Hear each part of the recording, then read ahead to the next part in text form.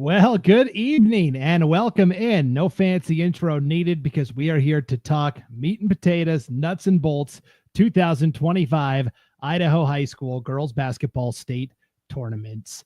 It is our preview special on IdahoSports.com. We are coming to you live tonight on the IdahoSports.com YouTube channel, Facebook page, X account, and Instagram account. So no matter where you're hanging out with us tonight, first of all, thank you. Second of all, while you're hanging out, if you could hit the like button or the subscribe button and share this when it's all said and done, that'll help everybody who isn't here live tonight find this a little easier on replay. I've found that a lot of people like to listen to our preview show as they're driving over to Boise for the state tournaments on Wednesday or even Thursday morning sometimes. So we're doing this Monday night, plenty of days for you to consume it. But again, if you're here tonight, that means you're a diehard, and we appreciate it. My name is Brandon Baney. I'm just the traffic cop tonight. Really, we're going to be leaning on our IdahoSports.com broadcasters, our deep roster of broadcasters. They're going to be broadcasting the 6 various Idaho High School Girls Basketball State Tournaments, and we are starting tonight with the 6A classification. We're going to spend about 15 minutes or so on each classification. So if you're hanging out tonight and you want to give your favorite team, player, coach, a shout out, or if you've got a question about one of the classifications we're breaking down, throw it in the comments. We'll throw it up on the screen. Without further ado, though, let's introduce you to the broadcasting tandem that will be covering the 6A Girls State Tournament this year at the Ford Idaho Center in Nampa.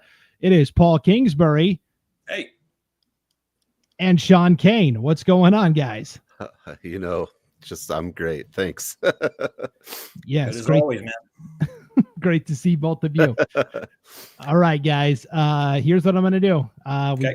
We do this every show. I'm going to throw the bracket up on the screen. Paul, you'll go first. Sean, you'll follow. I just want your kind of instant reaction. First thing that jumps out to you when you take a look at this 6A bracket. The matchups are number 3 Eagle versus number 6 Madison, the 2-7 Boise and Rigby, Owyhee and Capital, the 1 and the 8, and then the 4-5 Bora and Coeur d'Alene. Paul, first thing that jumps out to you when you look at this. Well, there's a lot of teams that were on the bracket last year, and then after the classification move, Middleton went down. Bora's back on the bracket this year, but Owyhee is the interesting one because they've got so many seniors. And 2 years ago they went 2 and out. Last year, consolation. This year, and it's that if you got young players, you have to suffer through the losses to get to the wins. But then you got Boise at number 2. So there's some really good matchups. And what I do like about the bracket this year is even though it's SIC heavy, there's not a lot of that Owyhee Capital game is really the only one where there's conference players, conference teams playing each other. I like that. You get the state, you don't want to play the same teams you've been playing all the time. So I think it's a pretty evenly matched bracket, top and bottom. You got Boise on top, Owyhee on the bottom. And these teams, and we'll talk about, I'm sure Sean will, a lot of these teams have played each other during the regular season this year. So you can actually, with an eye test, kind of gauge kind of what the teams look like. Sean, your what jumps out to me, man, is Eagle, right? Eagle, they didn't win districts, but they're, kind of the hottest team, right? They took down Owyhee, hasn't really lost an Idaho team. So Eagle at the top of the bracket, the number 3 seed against a Madison team that didn't win districts and goes in. Eagle jumps out to me big time as kind of a hot team. And then, of course, Owyhee is a team that brings back 5 starters, 5 out of 6 players from last year, a very strong team. And then, another team that's kind of interesting is going to be that Coeur d'Alene team who it comes back, but it's not the same team. We've got a couple of the same cast of characters on that team, but it'll be interesting to see what they do. But, I think it's one of the most evenly dispersed brackets. Like, I feel like it's bracketed very well. Madison and Rigby might have some arguments about that bracket, but besides that, I feel like you've got a good, you've got a beginning, you've got a middle, and you've probably got a great ending. Yeah, the bracket chatter is going to pick up with each classification as we go tonight, I feel like, for sure. Okay, so let's talk about the defending state champions from Coeur d'Alene High. They come in as the number 5 seed this year. They're playing Bora in that 4-5 matchup. Sean, you and I were there last year to call Coeur d'Alene's state championship victory. 2 starters returned from that team, sophomore guard Brooksley Colvin And the senior center, Kelsey Carroll, she was our MVP of the player of the game for the state championship game last year. Bora, to me, seems like a pretty young team still, Sean. They're leaning on a lot of underclassmen. First time they've been to state in a couple of years. Is that enough to tip the scales in Coeur d'Alene's factor, that experience of having a lot of players that were part of that state championship team last year? Hey, I mean, give me Carol all day. She's like a Dennis Rodman type player, rebounds, hardcore action. And she can shoot the ball. Not sure that's a compliment in girls basketball. It is if you're a Bulls fan, but and 6 championships. But yeah, I like her. Bora, yeah, a lot of young players, a bunch of players that contribute though. So that's good when you get to state, when you get teams that they don't rely on one person to get things done. Bora is a team that has a lot of players like Davis who can get things done. And I think in this bracket, a lot of people talk about height. There's not a lot of height in the 6A this year. No. So that run and gun play is going to be important. And I think Bora is a team that can slow it down and play fast. And it'll be interesting to see how Coeur d'Alene responds to, losing some players and being the defending champions. Yeah, Paul, Sean mentioned it. There's not a ton of height, but there is, like, if you look at Hawaii, the top team, right? They've got Beck, who's a 6-footer. And then you think about Boise as well. They've got Katie Hahn, who is a 6-foot player as well. The big storyline with those two teams, I feel like, is can they break through? Boise, of course, has had a hard time the last couple of years with Coeur d'Alene, especially at state. It seems like, is this year that veteran coach Kim Bridges, they've been so close, so many tantalizing bites at the apple. Why he's got a first-year coach in George Rodriguez, who did a lot of winning at Bora previous to that. I mean, these are the two favorites coming in, Hawaii and Boise. Is this year one of those two breakthrough? Oh, I think so. I think they've got the best chances for it. It's interesting looking down at, strengths and weaknesses that the coaches have filled out. And it's, we're not very tall. That's our weakness. Well, nobody is. So everybody's got the same weakness. It's not a weakness anymore. And when your tallest girls are 6 foot, it's okay. You don't have to have a lot of height. Block out, you're okay. You can compete with that. Back in the days where Mara Katete at Genesis Prep, which she was 6'5". When you get those girls out there, that makes a difference. But when everybody is on the shorter side, there's not a lot of height. That's when defense comes in, and all these teams, and Sean collected all this prep. I want to give him a shout out for this. I've been real busy, like Brandon has. But you get defense, which you're going to see great defense in this tournament, and you're going to see great shooting. And you combine those two, I think we're going to have a lot of good games. Now, Hawaii does have Riley Beck at 6'2". She is going to be the tallest player in this tournament. The question is going to be for some of these other teams. And I think like Capital right away, their first round opponent. Well, they've got Eden Francis, who starts at center, Sean, and she is a great player. She's just not quite as tall. That's what it's going to take against an Hawaii, right? It's going to take a Kelsey Carroll, who might be undersized, but is still a good rebounder, or an Eden Francis from Capital, something like that, where you can still neutralize that height on the glass. Yeah. I feel like we've been watching Riley Beck for like 8 years at Hawaii, but they haven't been there that long, but she's played phenomenal. And you get a feeling like this might be like her kind of tournament. Like it could be the Beck show. Right. But Bora has, I think a lot of what these teams pride themselves on is team defense. And even though if you have height, if you play good team defense, box out, cause problems down low for these players, then any given night, what can happen. But you've just got a lot of players that work hard and do different spots. And a lot of these different girls they can play any position. They can go to the 5, they can go to the 1.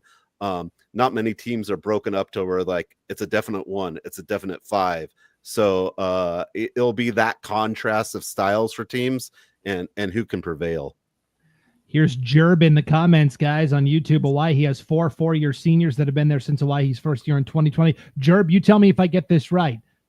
Josie Davis, Mikhail Roy, Riley Beck, Maya Hardy. You tell me if I got those 4 right. Yeah, 4 4-year starters. Jerb, you let me know, because there's more than that are listed on the roster as seniors, but those are the 4 names. So Jerb, you let me know if I got that right. Eagle was the team that just beat Hawaii, though, at districts in the district semifinals, 50-46. Eagles no slouch, Paul. Jeremy Monroe, veteran coach. They've got Porter Wood, who's a 6'1" kind of stretch forward that transferred in from Teton 2 years ago. And they've got Berkeley Jones as well, who is one of the best sophomores in the class, capable of a double-double on any night. Well, they've got, Coach Creech as well. I mean, that guy's been around. He's a very, very good coach. Jeremy Monroe, of course, Capital, and before that, Jerome. So he really owes most of his success to Scott Burton, I think. I already told Jeremy that I wouldn't hold that against him in some of the pre-show stuff. So let's not go there. Okay, I won't go there. It's already been done. All right, but no, you're right. I mean, they've got good coaching. They've got a good program. It's and I don't know. It's one of those teams that I wish I would have been at that game. I mean, it was here in Kuna where I live. I had stuff going on. I wish I'd have been there that night to see how Eagle beat Owyhee, what exactly happened that night.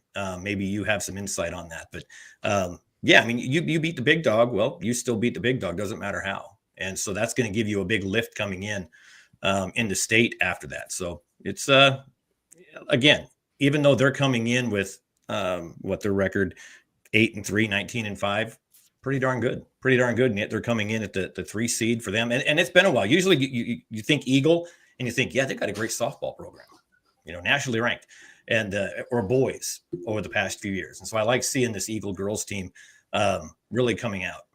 Well, Eagle very famously beat Lake City in a state play-in game 2 years ago when our own Ryan Skaggs predicted that Lake City would win by a billion points. T-shirts at that point? Was that the T-shirt game? Yeah. Yes, it was. So Porter Wood 40 away from 1,000 points. So this Eagle team does have scores. They got 5 or 6 people that can get in the scoring column. And I think that's what helped them prevail against Owyhee is they have multiple people. There's not one person to shut down, but Wood able to produce some big numbers late here in conference play and district play has been very huge for them. And I think they'll lean on it when you get to state, but Eagle doing a lot of good things. And what they're going to tell you if you're down there in Eagle country is they play tough defense. And let's be honest, when you get to state, play defense, you win, right? And they're deep. They're deep, right? And they're versatile. They can score a lot of different ways. And when you get to state, that's huge because if you get stopped inside, great. Go to the outside and shoot. If you're not shooting well, great. Go inside. And that's one thing Eagle can do. Here's Jerb in the chat. He said I was right. Those four-year starters that I named off, and he remembers at least 7 freshmen on that 2020 team. If he had said I was wrong, I wouldn't have put the comment up on the screen, just so you know. So smart. That's how that goes. Here is Scott Burton. He is waiting patiently for his preview. J-Town Jeremy succeeding in spite of me. Great guys. He was my JV coach when I was the varsity coach, doing a great job at Eagle. Hey, Sean, before we wrap up our discussion here, you live in East Idaho. Tell me a little bit about Madison and Rigby. Rigby beat Madison 3 times this year, and yet Madison seated ahead of Rigby in the bracket. Hey, Madison is Madison is the team that preseason everyone thought was going to be great. Mia Walsh doing good things. Nora Waddup's doing good things. But Rigby, they're the team that's come in. They beat Madison 3 times. They won the district championship.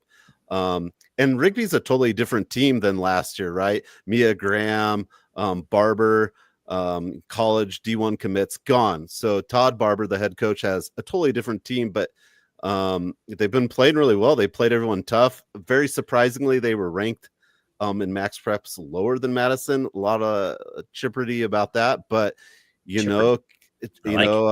Kenzie Larson doing great things for them. She put down 16 points in that district championship win over Madison.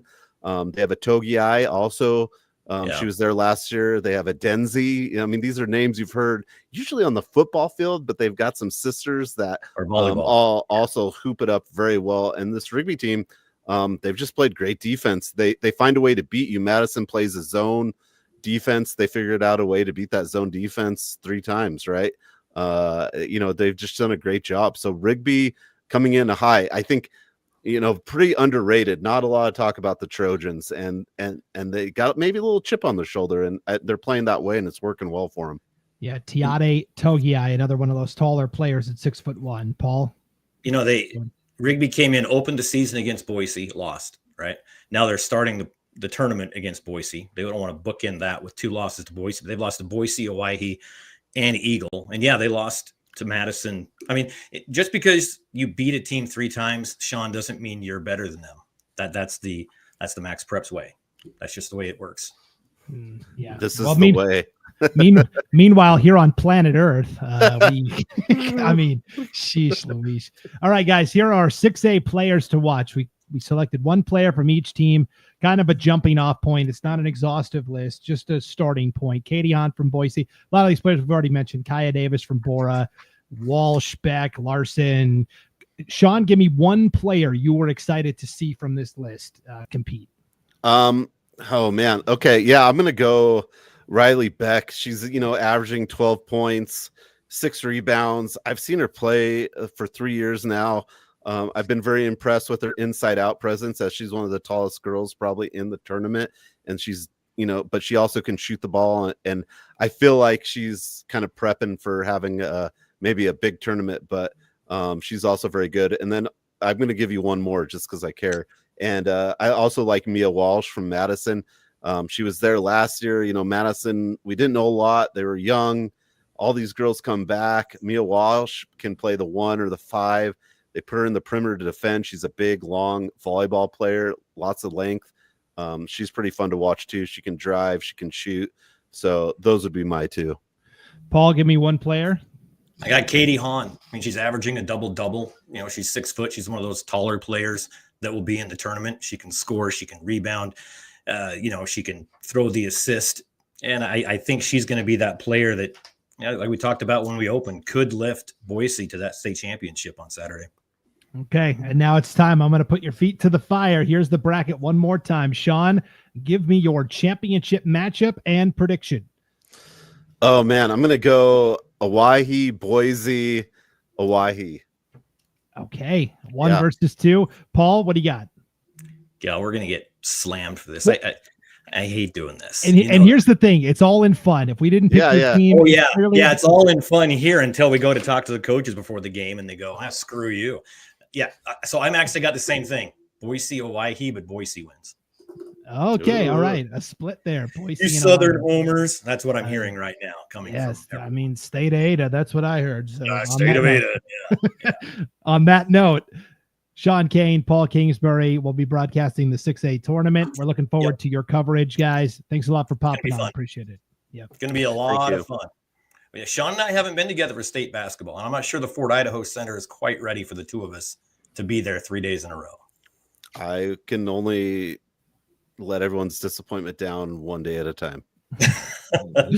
All right. On that note, 5A preview coming up next. You're watching the 2025 Idaho High School Girls Basketball State Tournament preview special on IdahoSports.com. Dear Winter, our squad of vehicles with all-wheel drive and four-wheel drive is ready. Bundle up. Toyota. Let's go places.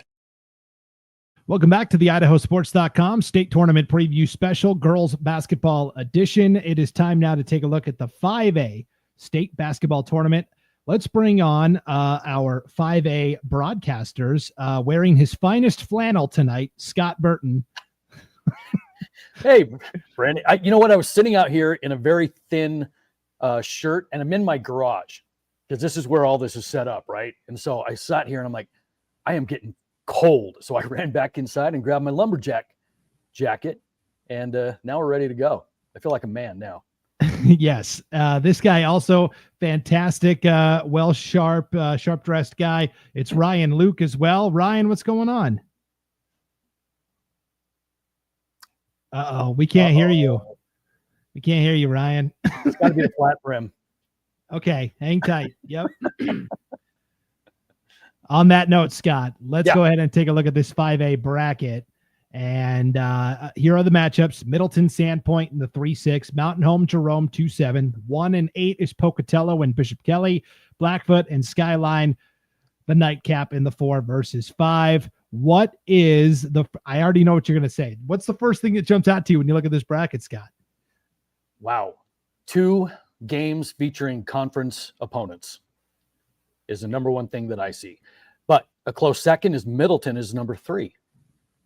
So you can weigh either one of those. I think both of those stand out when you look at this bracket. You've got Mountain Home and Jerome going to play for the 4th time to open their state tournament. And then you've got Blackfoot and Skyline to play for the 4th time to close day 1. So that jumps out. But then, you got Middleton, who has really just been dominant all year long, and they come in at a number 3 seed. I think it's interesting.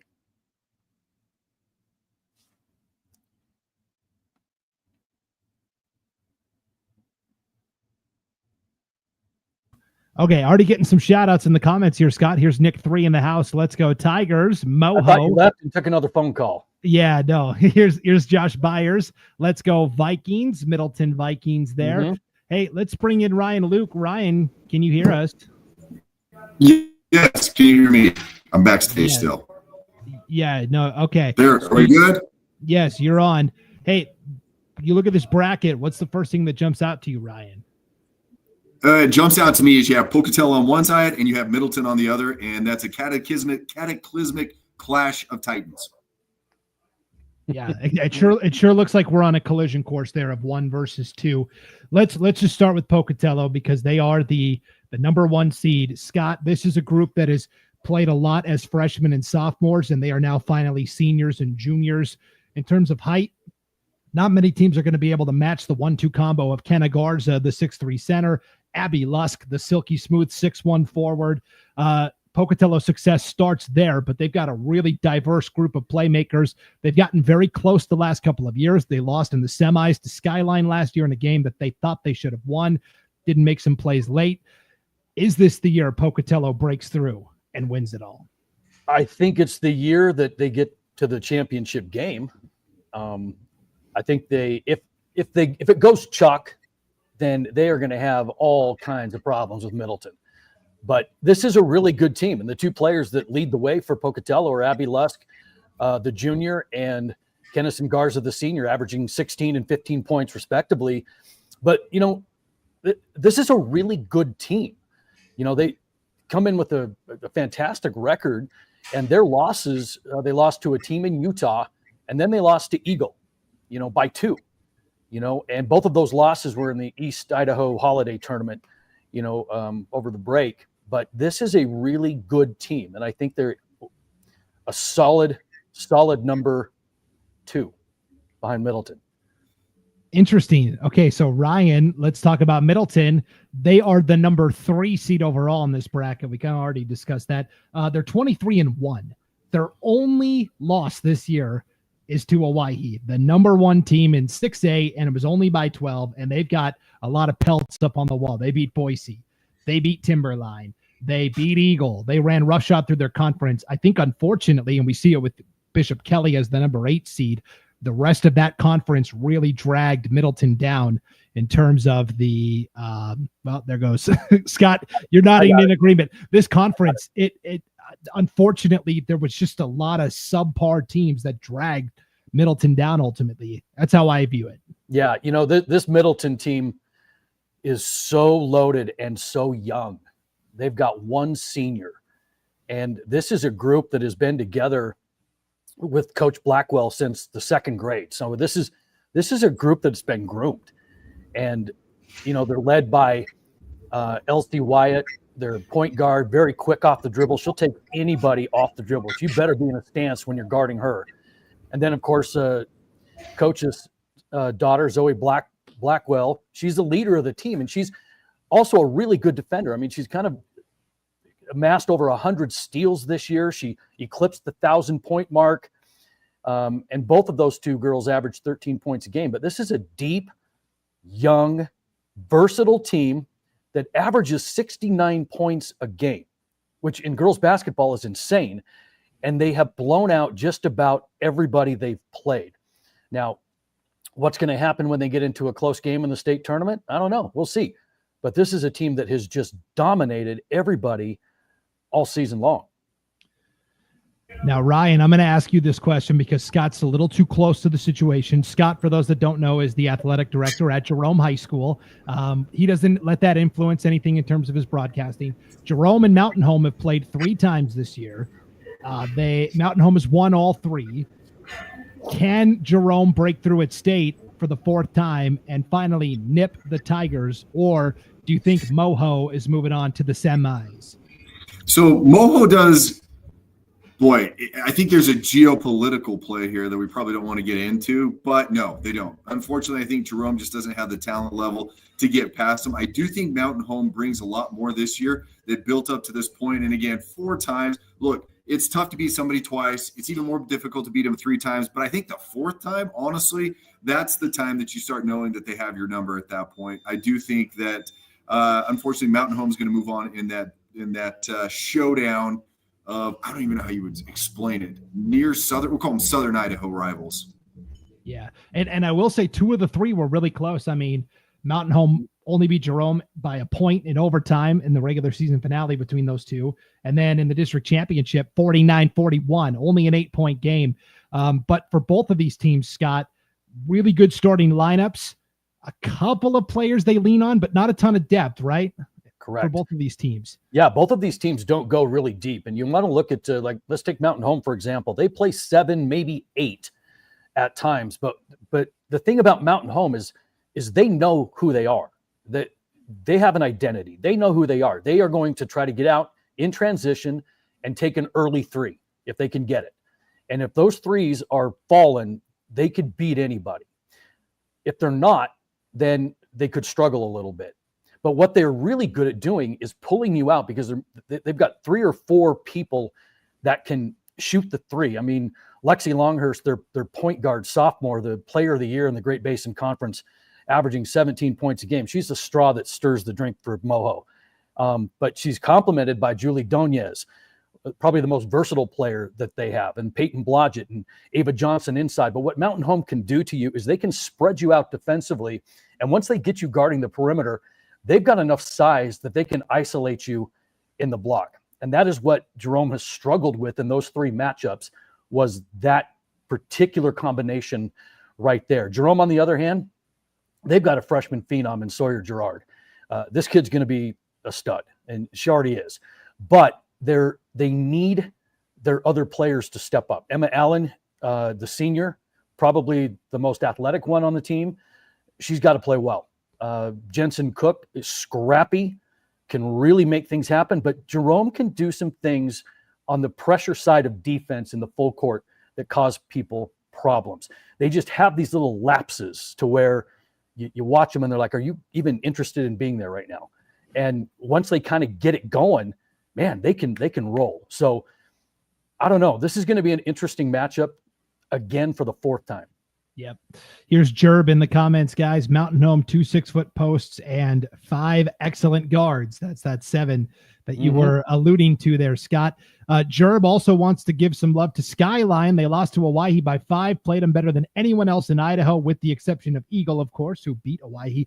Ryan, tell me about Skyline. They've got the best player in the tournament, Shea Shippen, over 1,000 career points, over 1,000 career rebounds. She's going to Columbia in the Ivy League to play next season. And yet Skyline has lost to Blackfoot each of the last 2 times they played, in the regular season finale and then in the district championship game. Yeah, you bring up a really good point. And the truth is in girls basketball, there are 2 big key factors. Number 1, you can't turn the ball over. If you can play possession ball and you can move it around and you don't turn the ball over, stupid mistakes, stupid turnovers, you're going to give yourself a pretty good chance to win. But then the number 2, and we'll call it the X factor, is if you have a dominant player. And Shea Shippey is a dominant player. And we saw that last year in the state championship when they took on Shelley. They played an even more dominant player in versus Shelley, and they came up short of the state championship. And then they came back. But she's so versatile in the way that she moves the ball and the way that she scores. And she can score around the rim. And she's not a tower by any means, but she has range. She's inside, outside. She does a lot of things really well. So the key for Skyline to beat Blackfoot, as you said, they've lost to them the last couple of times. They ended the season higher in the conference because those came in the conference tournament, and one of the games was not in conference play. All that being said, is Blackfoot's the 4 seed, Skyline's the 5 seed, and this is a dogfight. They're seeing each other for I think this is the 4th time in it'll be 3 weeks that they've played each other. They have each other's number. They know what they need to do. A good coach on the Blackfoot side is going to check Shea double team her, going to do whatever she needs to do because she does carry that team so much. And then a good coach on the Skyline side is going to make the adjustments and be able to get the ball in and out of her hands quickly, but again, maintaining possession of the ball. So this is a dogfight. I'll be honest with you. I do not know who's going to win this game. I would love to lean Skyline based on the X factor of such a good dominant player, but the truth is I just don't know. I mean, you see what Blackfoot's done up until now in these last couple of outings. It's going to be dogfight. And you mentioned the two coaches, Ramey Odom for Blackfoot, Ty Keck for Skyline. They have both taken their teams to the championship round in very recent history. Two of the best coaches. It would not shock me to see whoever won that game between those two in the first round push Pocatello in the semis and maybe even knock out Pocatello. I mean, Skyline just did it last year, which is just incredible. Here's Jerb, 2,315 career points for Shea Shippen, the all-time Idaho career scorer, we think. There's no official rule book or score record book. 10 rebounds per game average for her career, over 1,000 rebounds. It's incredible. And then the third coach I wanted to single out is Will Love from Sandpoint. Sandpoint won the North.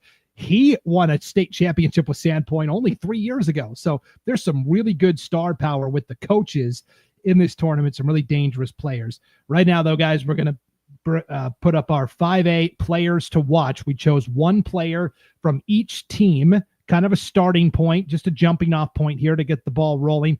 Brooke Hutchinson from Bishop Kelly. I believe she's going to the College of Idaho to play basketball. Addison Tanner from Blackfoot, great guard. Emma Allen from Jerome.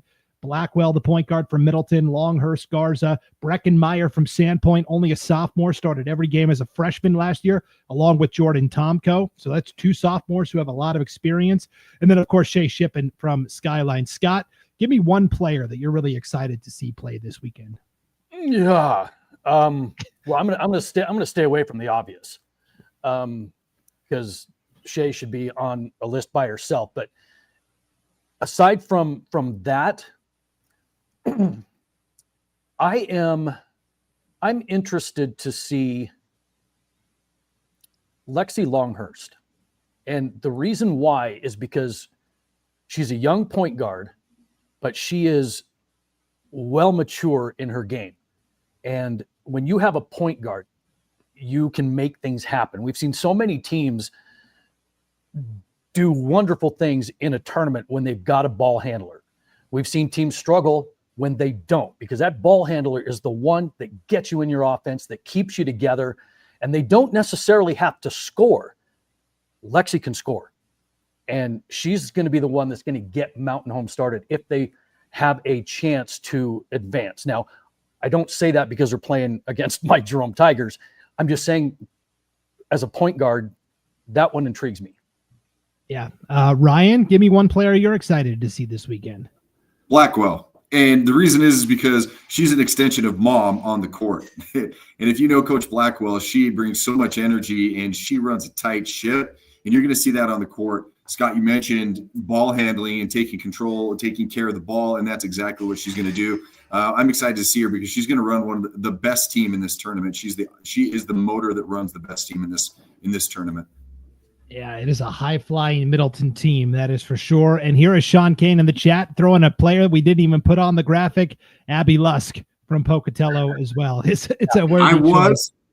If she was on there, I was going to give it to Abby Lusk. I really was, but you didn't. So I saw Abby last year, and I remember seeing her as a sophomore because I did this tournament, and I literally looked at her and said that she's going places. And she, like you said at the beginning, silky smooth. She moves really well without the ball. She actually got the defensive player of the tournament because she helped, like the backside help defense, the things she did. I would say Abby Lusk would be the other one, but you didn't put her on there, Brandon. Your fault. Well, here's why. Abby's only a junior. Ken is a senior. So I said, all right, we could talk about Abby Lusk next year. Not to put any pressure on Pocatello already for next season, but we can talk about Abby Lusk and the Thunder next year. Jerb in the chat, guys. Blackfoot could win the title. The freshman Jackman is terrific. Addison Tanner, All-State, and Waterhouse, Sarah Waterhouse, 6'2" center, playing really tough as well. So now it's time, guys. I'm gonna put the bracket back up on the screen and ask you, Scott. I'll go to you first. Give me your championship prediction and your winner. Oh man, you know what? I like all these teams. I really do. I think that Sandpoint's coming out of the North, and they're always that big question mark because of who they play. Middleton is Middleton. Mountain Home can beat anybody on any given day. Jerome is just workmanlike and scrappy, and they could advance. Pocatello, we just talked about them, how good they are. Bishop Kelly just will throw out athletes at you. They'll athlete you.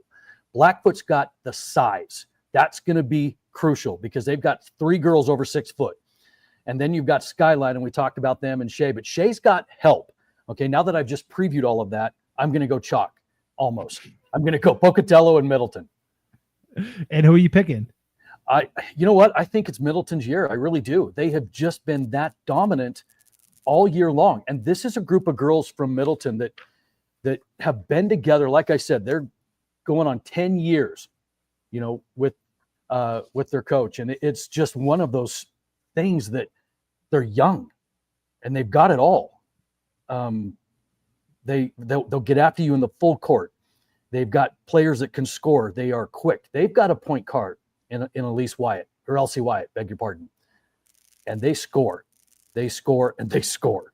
So I'm going Middleton over Pocatello. All right, Ryan, what do you got? Make it 2 times. Middleton over Pocatello, 2 really good, talented teams. I said from the beginning, a cataclysmic, boy, that's a tough one, clash of titans. And if you see Middleton play, the way that they run and they move the ball, they'll get out on fast breaks, and they limit their turnovers. They control the ball really well. And then you see Pocatello on the other side again, Abby Lusk, Garza. They do a lot of height, a lot of athleticism. So, and then I take Middleton in the championship. And if you only lose 1 basketball game all year, and it's to one of the other best teams in the state at their house, I think you have a pretty good shot to do good things. And no doubt about it, Middleton will be the best dressed team. The coaching staff always in the same matching outfits. They look good on the sidelines. Yes. And look good, play good for Middleton. No doubt about it. All right. Ryan, Luke, and Scott Burton, gentlemen, thank you. We're looking forward to your broadcast of the 5A State Girls Tournament on IdahoSports.com. And when we come back, we're going to go to the 4As. And if you thought predicting this 5A bracket was tough, just wait until you see the juggernaut of teams that are waiting at the 4A level. That's coming up next. You're watching the 2025 Idaho Girls Basketball State Tournament Preview Special on IdahoSports.com. At Valleywide Cooperative, we're here when you need us. For 100 years, we have been here to help you with food, fuel, and good old-fashioned advice. And for us, serving is more than a job, it's a way of life, which is why we pour so much into the communities around us. We've employed hundreds of your neighbors. We take pride in that, and in giving back millions in sponsorships, grants, donations, and scholarships. It's our way of saying thanks. We're Valleywide, and yesterday, today, and tomorrow, we're here for you. Welcome back to the IdahoSports.com Girls Basketball State Tournament Preview Special. We are coming to you live on the IdahoSports.com YouTube channel, Facebook page, X account, and Instagram account. As you're hanging out tonight and you want to give your favorite team, player, coach a shout out, throw it in the chat. We'll throw it up on the screen. And if you could, while you're hanging out, if you're on Facebook, hit that like button. If you're on YouTube, hit that subscribe button. And then share this when it's all said and done. That'll help those who aren't here live tonight find it a little easier on replay amongst all the other stuff that's happening on social media. It is time now for our 4A state tournament preview. Let's bring on the gentleman that will be broadcasting this tournament for us on IdahoSports.com. First up is Lucas Gebhardt. Lucas, what's going on? Hey, Brandon, how's it going? Good to be here. And it's best time of year, right? State basketball season. No doubt. Looking very comfortable, like he's reclined back, is also our 4A expert, Lance Taylor. What's going on, Lance? Lance, you're muted. You got to unmute your mic. You're so laid back. There we go. I'm unmuted now. Officially unmuted and relaxed. Yes, you look uber relaxed. So, yeah, guys, I better relax now because the tournament's not going to give us any time to relax at all. Yeah, you want heartburn. Just take a look at this bracket, guys. Here are the matchups. 3-6, South Fremont and Fruitland. 2-7, Bear Lake, McCall Donnelly. Number 1, Sugar Salem. The Diggers undefeated. They're taking on Gooding. And then the 4-5 is Timberlake and Kimberly. Lucas, what's the first thing that jumps out to you when you look at this bracket? Just teams 1 through 4, right? I mean, I think Sugar was the obvious number 1 seed coming into this tournament. They're the only undefeated team in Idaho even left across any classification. But then you look 2 through 4, and you have Bear Lake, South Fremont, and Timberlake. And I think, depending on who you ask, you could rank any of those teams 2, 3, or 4. I think those 3 teams are so evenly matched. I think all 3 of those teams have a legitimate case to get to championship Saturday at the Idaho Center, including Timberlake, and looking at a potential semifinal matchup with them and Sugar. And then the bottom half are the lower teams that are somewhat seeded here. Is you have a lot of youth on those teams too. Gooding's one of them. McCall's got a lot of chemistry coming into this tournament. Kimberly's another young team that's playing well. And then Fruitland's playing their best basketball of the year right now. They kind of stumbled out the gate a little bit, but I think all 8 of these teams are, deservedly so to be here. And those top 4 teams, I think you have a case for any one of those 4 teams to win the state championship. Lance, what's the first thing that jumps out to you when you look at this bracket? Well, basically, as I look at it, I think we're seeing the present and the future. And I think Lucas hit on it just a little bit. You got some really young teams there. I've had a chance to watch most of these teams play live this year, some of them on multiple occasions. The other ones that I haven't seen live, I have seen on video as well. I know that's not the same as kind of the eye test when you see them live. But you take a team, for example, like Kimberly. I don't believe Kimberly's going to win it this year. However, over the next couple of years, they're going to be extremely good. I had a chance to watch them a couple different times. In fact, I had a chance to do the PA announcing for their game against Sugar Salem down in the Delta Center where the Utah Jazz play earlier on this year as well. However, I believe, and Bear Lake's a very good team. I've seen them twice this year as well. Out of the top 4 teams, Timberlake is the only one I have not watched live. I truly believe, and this doesn't take anything away from Timberlake and Bear Lake, I believe the best 2 teams in the state reside in the Mountain Rivers Conference in District 6 with Sugar Salem and South Fremont.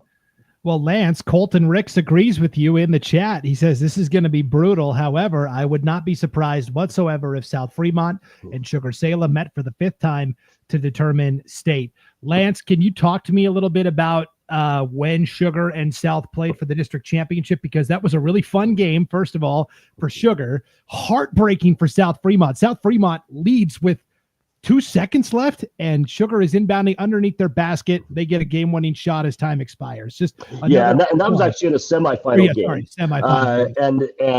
But it was just a few seconds left. I think about 5 point whatever on the clock. I can tell you this: I've called basketball the state of Idaho for years and years and years and years. I've never been, boys or girls, in a better environment than that game.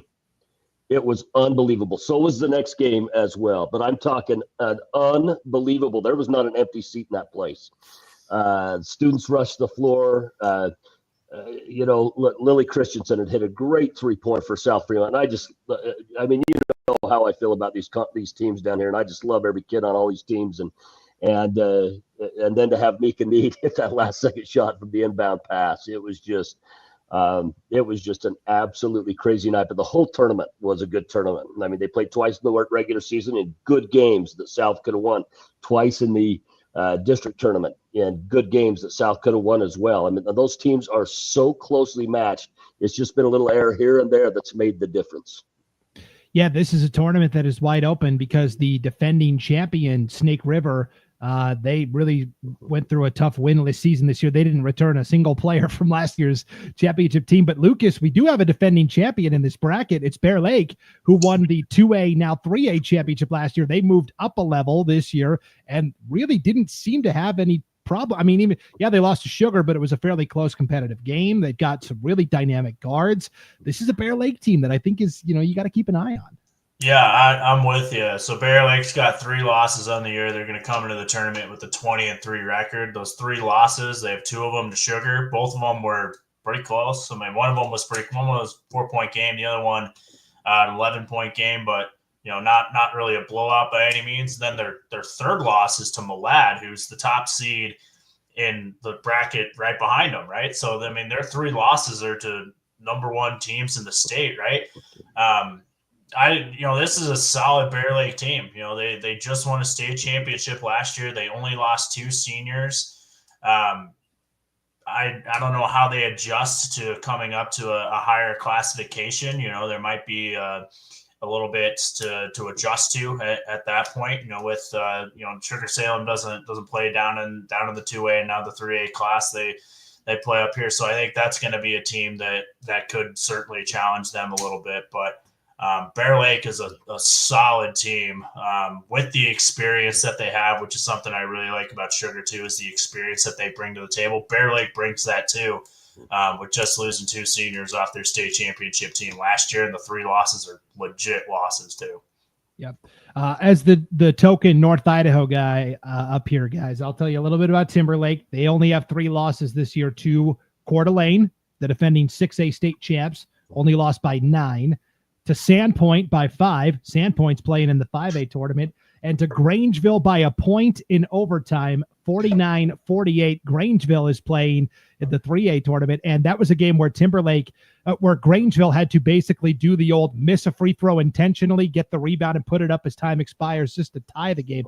And then in overtime, they fouled the shooter with like a second left and lost on free throws. So this is a Timberlake team that is also very talented. Let's talk about the bottom half of the bracket, though. Matthew Arnold wants to get, or the bottom seeded teams in the bracket. Matthew Arnold wants to get the conversation started. McCall has 4 athletic fast guards and a 6'2" post. Yeah, there's 3 Arnold girls on this team, Lucas. They're part of a set of quadruplets. There's 1 boy that plays on the boys team, and then 3 girls that all play for this McCall Donnelly team. To me, they're the number 7 seed overall, but when I look at it, they look to me to be the most dangerous team because they got Emma Ormsby inside, who's a big 6'2" post. Lexi Tinney is a great lead guard, and then those 3 Arnold girls. That's a pretty good lineup for McCall Donnelly. Yeah, it is. They got 3 girls here that average 8.9 points a game or better. They have their point guard with 8.9 points a game. Arnold averages 10, and then Ormsby averages almost 11 points a game as well. But yeah, you talk about Tinney, and she was out for 6 weeks, had a knee injury back in December, and that was kind of their challenge period of the year, that 6-week stretch without their starting point guard. And talking to some of their coaches and doing prep for this game, they said that was kind of when they saw other players step up into bigger roles. And, when you lose a player like that, you got to have other players step into those bigger time roles and take on more responsibility. And they did that over that 6-week stretch. If you're going to lose a player like that, you want to lose them in January. And now she's back, and now they have more players having more experience. And so, I'm with you. McCall's a team that, hasn't been to the state tournament. They lost in a state playing game last year. So, there's a little bit of hunger there. And this is their first appearance in the state tournament since they've jumped up to the 3 or the 4A ranks here for McCall. So, it'll be interesting to see how they kind of adjust to the big stage there. But, yeah, I'm with you. As a deeper seed, it's a team that scores 45 points a game. It's a team that's got the most size, I think, out of any of these lower-seeded teams. So if you're looking for an upset in the first round, this is definitely one to keep an eye on. Yeah, here's Matthew. He says McCall also played a super tough schedule, lots of big schools, and they're finally getting healthy. Shug Bradshaw in the chat, guys. Go Bear Lake Bears.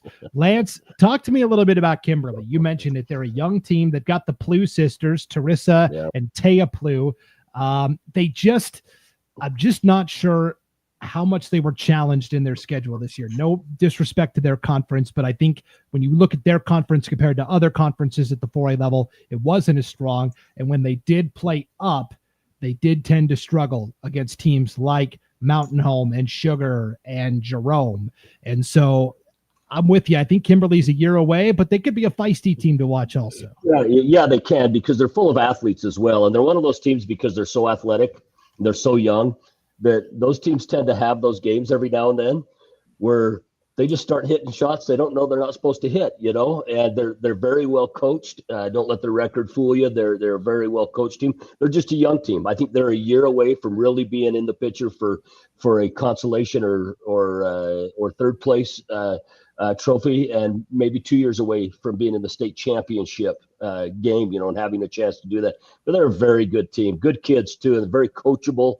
They like I said, I saw them a couple times this year, but both those games were against Sugar, and Sugar's a very good team this year.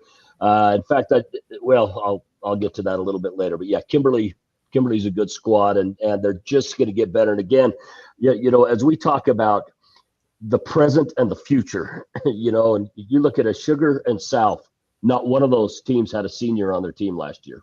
Both of them returned every player from last year. Bear Lake just lost 2 players from that. And you see what can happen when you lose a lot of players. You know, you look at Snake River this year, how they've really struggled with that. A good friend of mine, Cass Baldwin, is their coach this year. Their varsity is 4 freshmen and 4 sophomores. That is their varsity. There's only 1 junior in the program, and she played on the JV. Not a senior in the program. And so, you know, when you graduate a lot of kids, those kind of things can happen as well. So I think that Kimberly is very much one of those future teams. Yep, for sure. All right, guys, let's take a look at our 4A players to watch. We picked one from each team, kind of just a jumping off point here. Sadie Shaw from Bear Lake, Alexi Drollinger from Fruitland, Fallon Millican from Gooding, Taya Plouffe from Kimberly, Emma Ormsby from McCall, Breanne Bailey from South Fremont, such a fun player to watch, Nika Need, Sugar, and Malia Miller from Timberlake. A couple of coaches' daughters in there, Bailey at South Fremont, Miller at Timberlake, Plouffe at Kimberly. Lance, give me one player you're excited to see at this tournament. Well, I'll have to give my excitement shout out to Breanne Bailey. I've seen her a number of times this year, but every time I've seen her, it's been against Sugar Salem. It'll be nice to be able to watch her play against some of the other competition around. I truly believe that Breanne Bailey is the best player in the state of Idaho, not 4A, the best player in the state of Idaho. And when you watch her play, I know for Lucas, he hasn't seen her play yet. She is an absolutely fantastic player, and she's got some good pieces around her as well. Kensley DeVille has done a good job. Larson in on the post. You know, the sophomore Brookie Bear has done a great job as well. We talked about Lily Christensen earlier as well. Big shot that she hit in a game. But Breanne Bailey, and I think one of the reasons why I'm so excited to watch her play is because I'm excited to watch other people watching her play and see how good she is. She's a very good player. Yeah. Lucas, give me a player you're excited to watch here. Yeah, Lance is right. I'm excited to see Bailey too. She's the only player in this tournament that's averaging a double-double. So she'll enter the tournament averaging over 10 points and 10 rebounds a game. So anytime you have a player like that coming into a tournament like this with South, especially with they play Sugar in the state championship, it'll be the fifth time in a month that those two teams have played each other, and that'll just be an awesome game if we get there on Saturday. But yeah, I mean, I've seen her play on paper, I guess. Everything I've seen looks good on paper. So, as good as it is on paper, you take them and Sugar this year is I'd have to say as good as they are on paper, they are every bit that good live. You know, and Sugar's been able to get the best of that. Just a little shout out to Breanne Bailey's family. She had a brother, graduated a couple years ago, was serving an LDS mission up in Alaska, and got cancer while he was up there, got a tumor, and he is on the road to recovery now and doing very, very well. As I've had a chance to chat with his mom, with his mom a little bit, and also his sister. Chatted with his dad a few months ago as well. But I had actually run into them. I was coming back from Guatemala this fall, and I was in the Denver airport and ran into Bailey's because Breanne was over on a recruiting trip at Wyoming, University of Wyoming at that time. The next week went to Oregon State, and then the next week ended up signing with Montana State, or committing to Montana State. But it's a good group, and I'll tell you, this Sugar group, Sugar's probably the most balanced of the teams as far as number of people that can hurt you. And you want to look at tough schedules. Look at that 15-point win over Wasatch, who at the time was the number 1 ranked team in the state of Utah. They would be a 6A school here in Idaho. Beat them by 15 points, turn around, beat Blackfoot by 16 points. And that Wasatch team had the leading scorer in the state of Utah. I'd have to check to see if she still is, 6'4", and had 2 other girls, 6'2" and 6'3" as well. So I think if this comes to a championship game between Sugar and South Fremont, the state of Idaho is in for a pretty special evening. Yeah. Well, we're going to get to that. Some comments in the chat here. Jerb says, Bailey, best athlete in the state. You're spot on. Although Shippen from Skyline is averaging a double-double for the season. Hayden Eulencott from North Idaho. Malia Miller can play from Timberlake, one of the best players up north. No Definitely doubt. she can. Yes. Paul says, I agree with Lance Taylor about Breanne Bailey. And now we'll see, Lance, if you agree with Paul. He says it's going to be South Fremont and Sugar in the finals. It is time, guys, to make your official predictions. Lance, what's your championship matchup and winner? This is what I'll tell you. I know these two communities so well. And you guys know, I'm obviously the PA announcer from Sugar. Every one of those kids is almost like a daughter to me. I feel so strongly about South Fremont as well. This is what I'm going to tell you. I'm going to let Lucas pick who he thinks is going to win. I'm just going to say it's going to be the Mountain Rivers Conference out of District 6 that wins the state championship. All right, Lucas, a lot of pressure. Maybe Lucas doesn't agree. Maybe he's got Bear Lake. Yeah, he could pick somebody else. And Bear Lake could win it. They're a very good team. Timberlake's a very good team. Well, here's the thing. I do think Thursday goes chalk here. I do think the top 4 teams get through to Friday. That being Sugar, South, Bear Lake, and Timberlake. We're talking about the potential state championship game on Saturday and how good that'll be. I think we're set up, if this goes chalk Thursday, I think we're going to have 2 phenomenal semifinal games on Friday, too. Bear Lake, South, I think, would be a great game. Timberlake, Sugar, I think, would be a great game. Timberlake, we haven't talked about them as much as I would have liked on the show so far. Timberlake's been to 9 of the last 14 state championship games. So that's just an incredible run for Timberlake. This team knows how to get to the state tournament. They know how to win in the state tournament. And Lance was talking about kind of the future teams and the present teams, right? Well, Lance and I did this tournament 2 years ago, and Timberlake was a team that was kind of a futures team. They had 2 players that were their top 2 scorers were freshmen in terms of how many points they score per game. And Timberlake did pretty well in that tournament. They got to the state championship game. They lost to Snake River. So Timberlake's a dangerous team sitting there at that 4 seed, and I think Timberlake Sugar could be an awesome game Friday night as well. I do think that the depth of Sugar, I think, will matter in this one. Sugar is as Lance said, the deepest team in this tournament. So I do like a Sugar South state championship game. But I do think we're going to get 2 really good games on Friday night too. Now, that being said, a Sugar South state championship game, and again, it'd be the 5th time that they played each other in a month. I like South to get it done. I think you can only play a team this close so many times and not get one. And I think South can finally get one. Hey, I do want to mention one potential matchup that is a very special potential matchup. If Sugar and Timberlake were get to pass the first round, that matchup with Malia Miller and Andy Peterson from Sugar Salem, who plays for Utah Select during summertime, that will be a pretty special matchup. Yeah, without a doubt.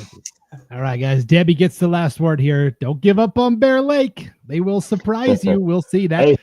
That Final Four is going to be fire, no doubt. We're not going to give up on any of those teams because they could step up and win it as well. Just at the eye test and where we sit right now, my assessment is based upon that, having seen these teams. Yeah, I think you have a case for any one of those top 4 teams to win the state championship this weekend. I think any one of those 4 teams can do it. It's going to be a lot of fun for sure. We're looking forward to your guys' call of the action. Lucas Gebhardt, Lance Taylor are going to be broadcasting the 4A state tournament here on IdahoSports.com. All right, when we come back, we're 15 minutes behind schedule. You might be expecting a 2A conversation. Well, it's the 3A tournament up next. It's the 2025 Idaho High School Girls Basketball State Tournament preview special on IdahoSports.com. As Idahoans, we're not afraid to take risks.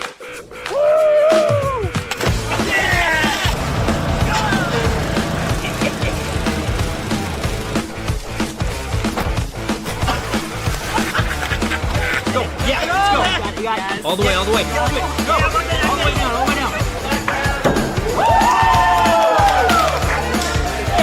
Driving under the influence is not a risk we're willing to take. Be around to do more of what you love. Welcome back to the IdahoSports.com 2025 Girls Basketball State Tournament Preview Special on the IdahoSports.com YouTube channel, Facebook page, X account, and Instagram account. Thanks for hanging out with us tonight on IdahoSports.com. As you're hanging out and you want to give your favorite team, player, coach a shout out, throw it in the chat.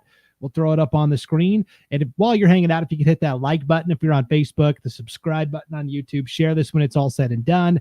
That'll help everybody who wasn't here live tonight find it a little easier on replay. It is time for our 3A girls state basketball tournament preview. Used to be 2A. I'm still getting used to the classification changes. Let's bring on Dave Hadley, newcomer to the IdahoSports.com broadcasting roster this season. Dave is going to be broadcasting the 3A tournament along with me. So it's just the two of us, Dave. Are you ready? I'm excited. I'm looking forward to 3 great days of 3A basketball for sure. It's going to be a lot of fun. So let's take a look at the bracket here, Dave. 3 versus 6 to kick it off. Melba and New Plymouth. Those are conference rivals. Parma and Soda Springs, the 2 and 7. Malad and North Fremont, a 1 and an 8. And then the 4-5 is Grangeville and Ryrie. All right, Coach Hadley, what is the first thing that jumps out to you when you look at this 3A bracket? Well, the first thing that I see is right now, I think Malad and Parma are probably the 2 teams that are playing the best basketball. They're on the opposite side of the bracket and kind of on a collision course, I think, to meet in the Idaho Center. But at the same time, I see a lot of teams that have some individual players who have started to step up a little bit for their teams. I think the Grangeville-Ryrie matchup is going to be a really fun one to watch. And other than Malad and Parma, maybe everybody else is pretty equal and has a good chance to make it to Friday and maybe even to Saturday. Yeah, the first thing that jumps out to me when I look at this bracket is rematches. 3 of the 4 opening round matchups are matchups we've already seen this season. Malad and North Fremont is the only one that we haven't, which is crazy because we've got like Parma and Soda Springs. Those aren't 2 teams you would think would have played each other in the regular season, and yet they did. Parma and Melba traveled to Soda Springs and Malad in December and played them on back-to-back nights. So Melba has beaten New Plymouth every time they've played this year, 3 times in total.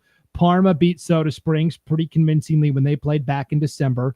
Grangeville and Ryrie, that 4 and 5, yes, they played each other. They're like from opposite ends of the state. They met in the middle, Dave, and played in Mountain Home in December. Ryrie won that game by 10. And then Grangeville lost their best player right after that, Madeline Green, the 6'2 senior center. She had mono, wasn't feeling great in that Ryrie game, and then was out for an extended stretch after that. And so this is going to be a really fun bracket here. We're already starting to get some comments and some chatter. So here is C-Rick's music. Ryrie is a team that intrigues me. They beat Grangeville earlier and played South Fremont close both times. It's interesting that they got paired here. Yes, for sure. IdahoSports.com. This must be our boss, Paul Kingsbury. Ryrie, a strong 5 seed. Unfortunately, they're on the same side as Malad. And then Gary Jones, this is a residual 4A comment. This will surprise a lot of people, but I'm actually rooting for Fruitland because their coach, Willie Lake, is a good friend of mine. Go, Willie. All right, Gary, we appreciate that. And Gary's coming up in a little bit with the 1A state preview. So let's talk about it. You think it's Malad and Parma on a collision course? Well, Dave, those 2 teams happen to play this season. Malad won that game by 16 points, 56-40. So is that it? Just a coronation of Malad, and that's it? It's over? Well, I don't think that's necessarily the case. I just think both of these teams, Malad only has 1 senior on their team. And so they've started the year trying to get a feel for themselves. And although they're 22-1, it probably didn't take a long time for them to be able to get used to each other. They're playing really good basketball, and they've got a lot of depth. And I just see Parma, their championship game over Melba was a pretty dominating performance. And it just seems like both of those teams have just reached their stride. Yeah, it's going to be really interesting to see. Here's Sean Kane in the chat. Coach Trevor Jones doing work with Malad. Yes, the Dragons, after not making it to state last year, Bear Lake and Soda Springs got the 2 spots out of their district. They're like a team on a mission this year, no doubt about it. Here's Matthew Arnold. He says if Parma is on, they are tough for sure. And then I actually got this wrong. Here's Coach Michelle Barger, head coach of the Grangeville Bulldogs. Sorry, Coach Barger. Adelaide LaFay was out for 2 months. not Madeline Green. Sorry about that. But still missing a key player for a good chunk of the season. And so, let's talk about Parma for a second here, Dave. This is a Parma team that also didn't lose a ton this year. I mean, they lost to Malad, and then their only other loss this season came at the very end of January against Bishop Kelly, a team that's playing in the 5A state tournament, and that's it. What I've been told about Parma is that if the shots are falling, then they're really tough to beat, but they have gone cold a couple of times this year. And if those perimeter shots aren't falling, that's when they are susceptible to maybe an upset somewhere. Yeah. And I think Parma has the ability to be able to play a lot of different ways. They're a team that if you want to play them zone, they've got girls that can step outside and knock down shots. If you want to play man-to-man, they're able to get the ball into the paint. Being able to do both of those things, I think, plays to their advantage as they move into a tournament. When you don't get a lot of opportunity to scout and you're trying to make up a game plan on a 24-hour notice, if you will, before you play somebody again, that makes it a lot tougher for teams. Now, granted, there is some familiarity on that side of the bracket, but I think that gives Parma an advantage. Yeah.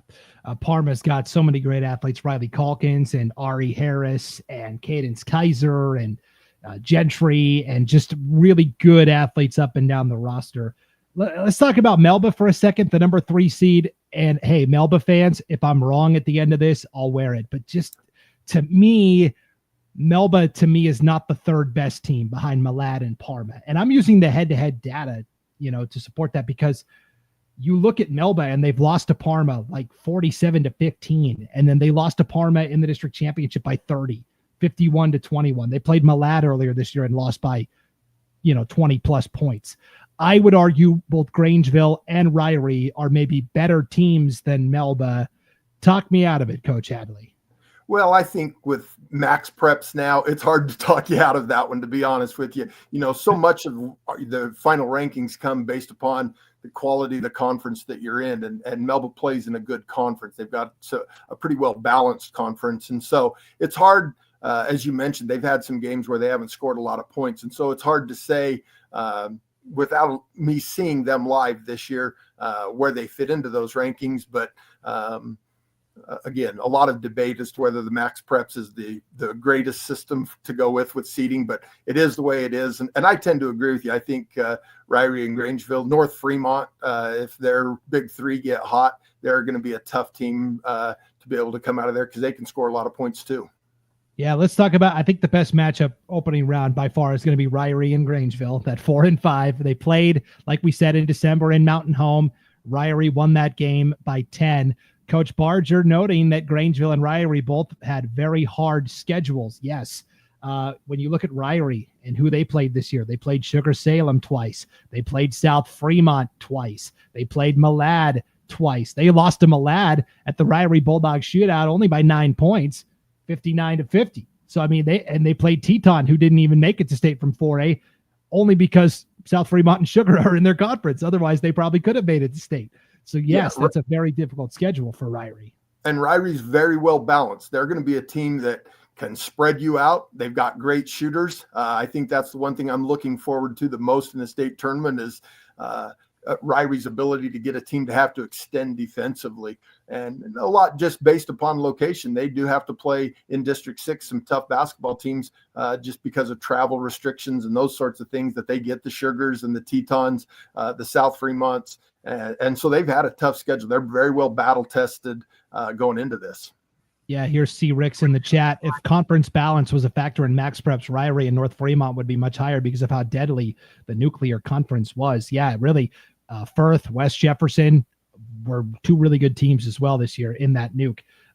So Ryrie, you mentioned they've got the guards, the Boone sisters, Lucy and Liza Boone. They've got Shay Sutton, who is a great facilitator of the offense. They've got Robson, who's really talented. I'm worried about in a matchup with Grangeville. Grangeville's got the size. They've got the 6'2" Madeline Green, who's committed to the I'm trying to remember where she is committed to. I think Lewis and Clark State, locally in Lewiston, but she's going to play at the next level. Grangeville is a team that also challenged itself with a really hard schedule this year. They played Timberlake twice. They played McCall Donnelly twice. They played Ryrie in that neutral site game. They played Prairie, which is going to stay at the 2A level. They played Lapway, which is a 2A powerhouse. And so North Idaho, it's kind of always out of sight, out of mind. The rest of the state doesn't really pay attention to what's going on up in North Idaho, but I'm telling you, it's the Grangeville team that is dangerous. I mentioned the 6'2" Green. They've also got Adelaide LaFay, who's 6 foot. And so I'm just worried about Ryrie. How do they match up with Grangeville size? They did beat them once this year, but I guarantee you Grangeville took that and has a game plan to counteract what Ryrie did to them the first time.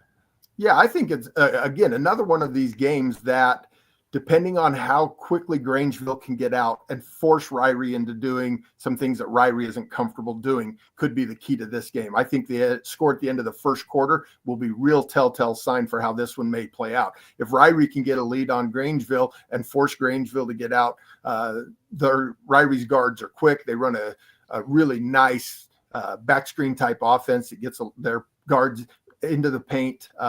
And being able to do that, I think, is going to dictate how Grangeville has to come back. So I think the first quarter of this game could be the most important quarter for either one of these teams in the tournament. Yeah, it could be pivotal. Grangeville did add a game to their schedule late in the year against Deer Park, Washington, one of the best teams in Washington.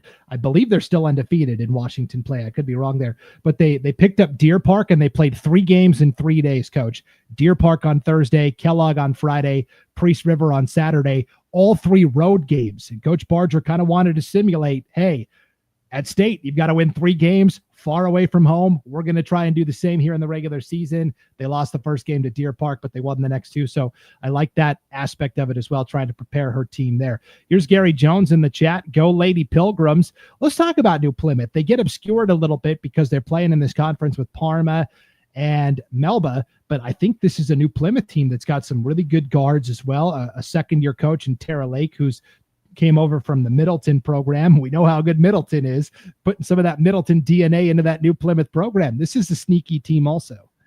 Yeah, and unfortunately, Brendan, I haven't had a chance to see them one time yet this year. I haven't had a chance to see them on film yet. I was going to watch some of their games tomorrow.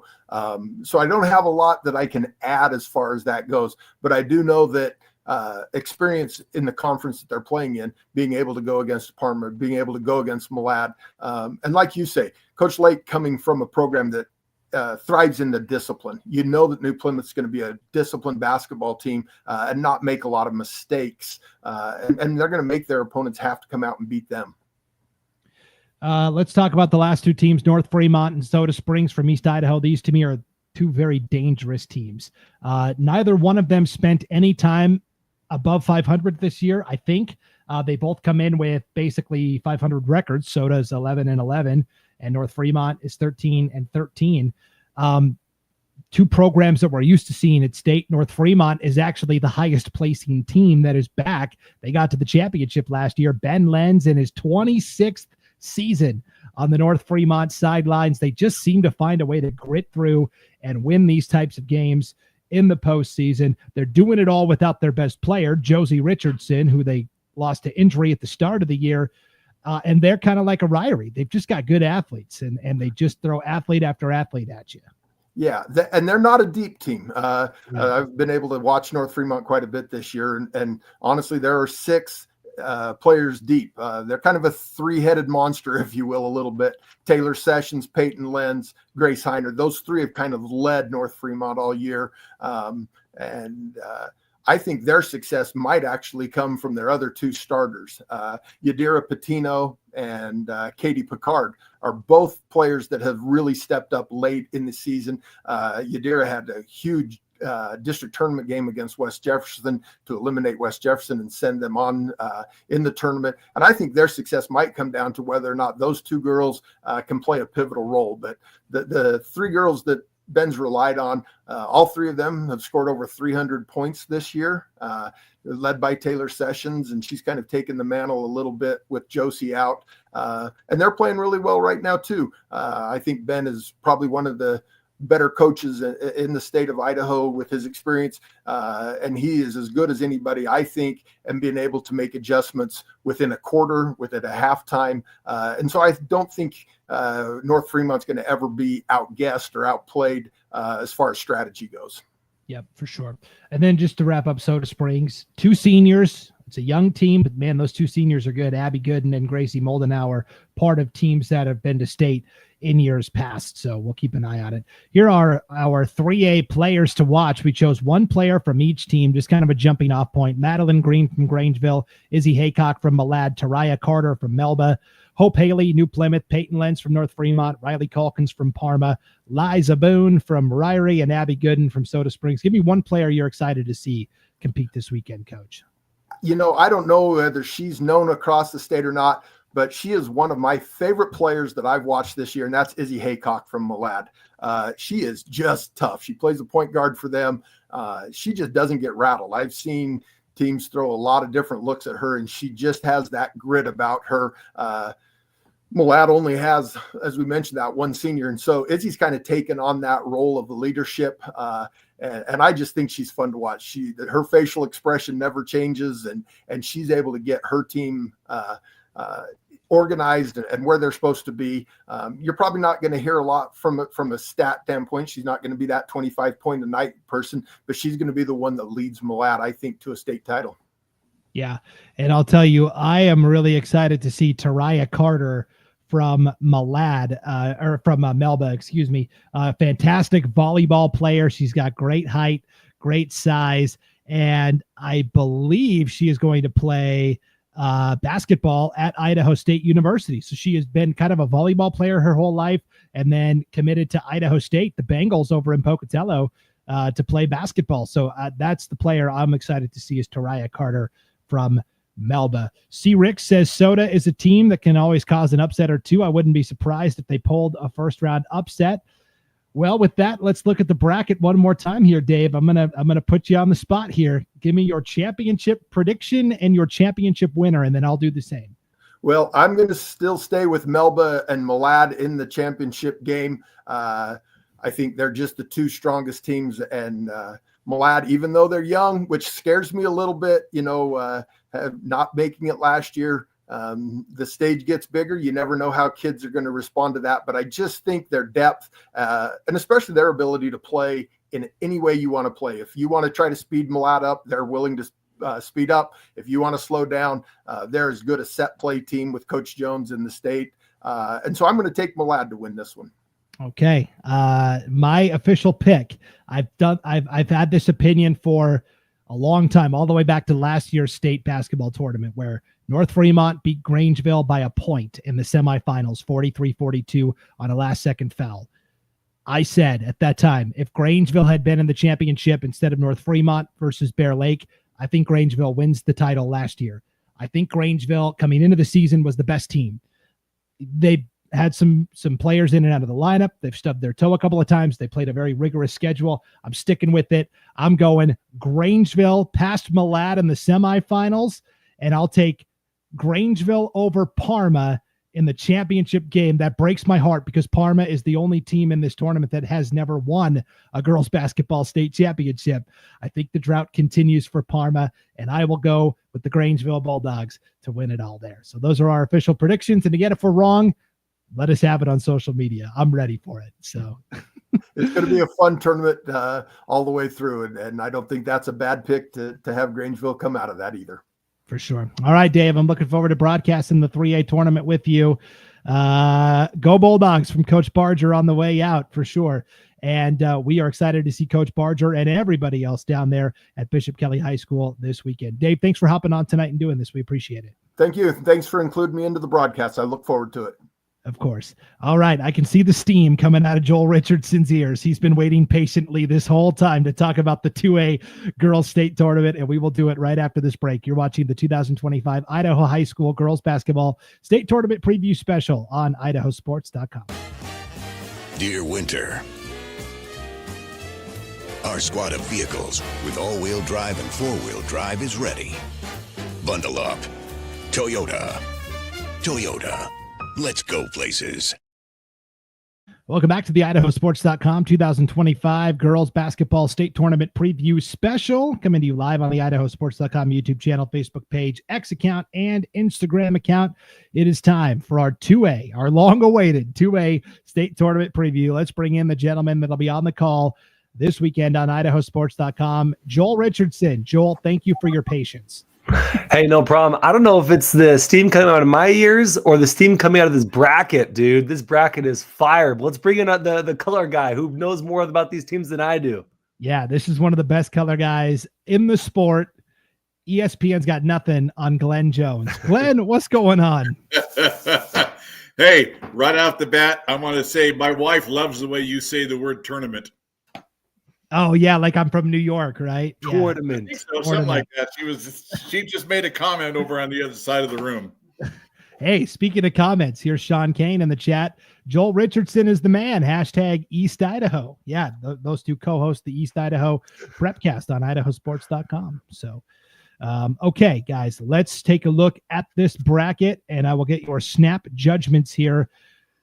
The 3 and 6 kick it off, Valley and Lakeside. Then it's 2 and 7, Prairie and Liberty Charter. The 1 and the 8, Oakley and Wilder, and then Butte County and Lapwai in that 4 versus 5.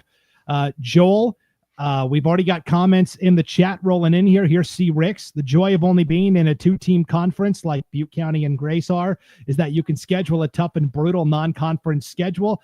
That's why Butte County should be a favorite for the state championship. We'll see if you agree with that pick a little bit later on, but just initially, first look at the bracket. What's the first thing that jumps out to you? I love every matchup, Brandon. Valley Lakeside, Prairie Liberty Charter, Oakley Wilder, don't love that one, but Butte County Lapwai, every matchup has potential for a great game. Maybe not that Oakley Wilder, like I said, but every other one should be phenomenal basketball. I don't know. I haven't listened to every segment yet, but I think we may have more upsets coming out of this one than any other bracket, including that Butte County Lapwai. That's going to be a phenomenal game. Yes. Glenn, here's Caitlin in the chat. Hello, Glenn. You're getting the wave as well. Glenn, what is your initial reaction when you look at this bracket? I totally agree with Joel. We are absolutely loaded at every single position. 7 teams have 17 wins or more. 3 of them have 20 wins or more. I mean, literally anybody and everybody could win this game. It depends on how the flow of the game goes, and I am just chomping at the bit to take a look at the 2A bracket and every single matchup we have. I think we have, like Joel said, probably the toughest bracket around. Yeah. Joel, what I love about this bracket is we've got a lot of data points that we can use, right? Lapwai and Prairie come from the same district. They played each other 3 times this year. Oakley and Valley, same story, coming from District 4. And then we even had some crossover games where Oakley actually played Prairie in December. Oakley won that game, and they have been the number 1 ranked team in the coaches poll and the media poll ever since. It's been a great year for the Hornets. Yeah, it has been. But I think North Idaho is, I know I'm getting ahead of myself. It's been a great year for Oakley. No doubt about that. Oakley has 11-1, 21-1. Their only loss came from Valley, by the way, who is also in this bracket. And Oakley's also chomping at a bit to get this tournament started because, as we know, they lost to Lapwai last year in the semis 44-32. And Oakley brings back most of the same players from last year, including that Taylon Beck, last year's 1A D1 second team all-turning player. So Oakley had a phenomenal season for sure. But Matt and Brandon, you're the North Idaho guy, but I have a feeling North Idaho is going to spoil Oakley's phenomenal season. This is a Lapwai team that is missing some of the stars that they've had the last couple of years, but they play so well as a team. Skyland Picard is kind of the straw that stirs the drink.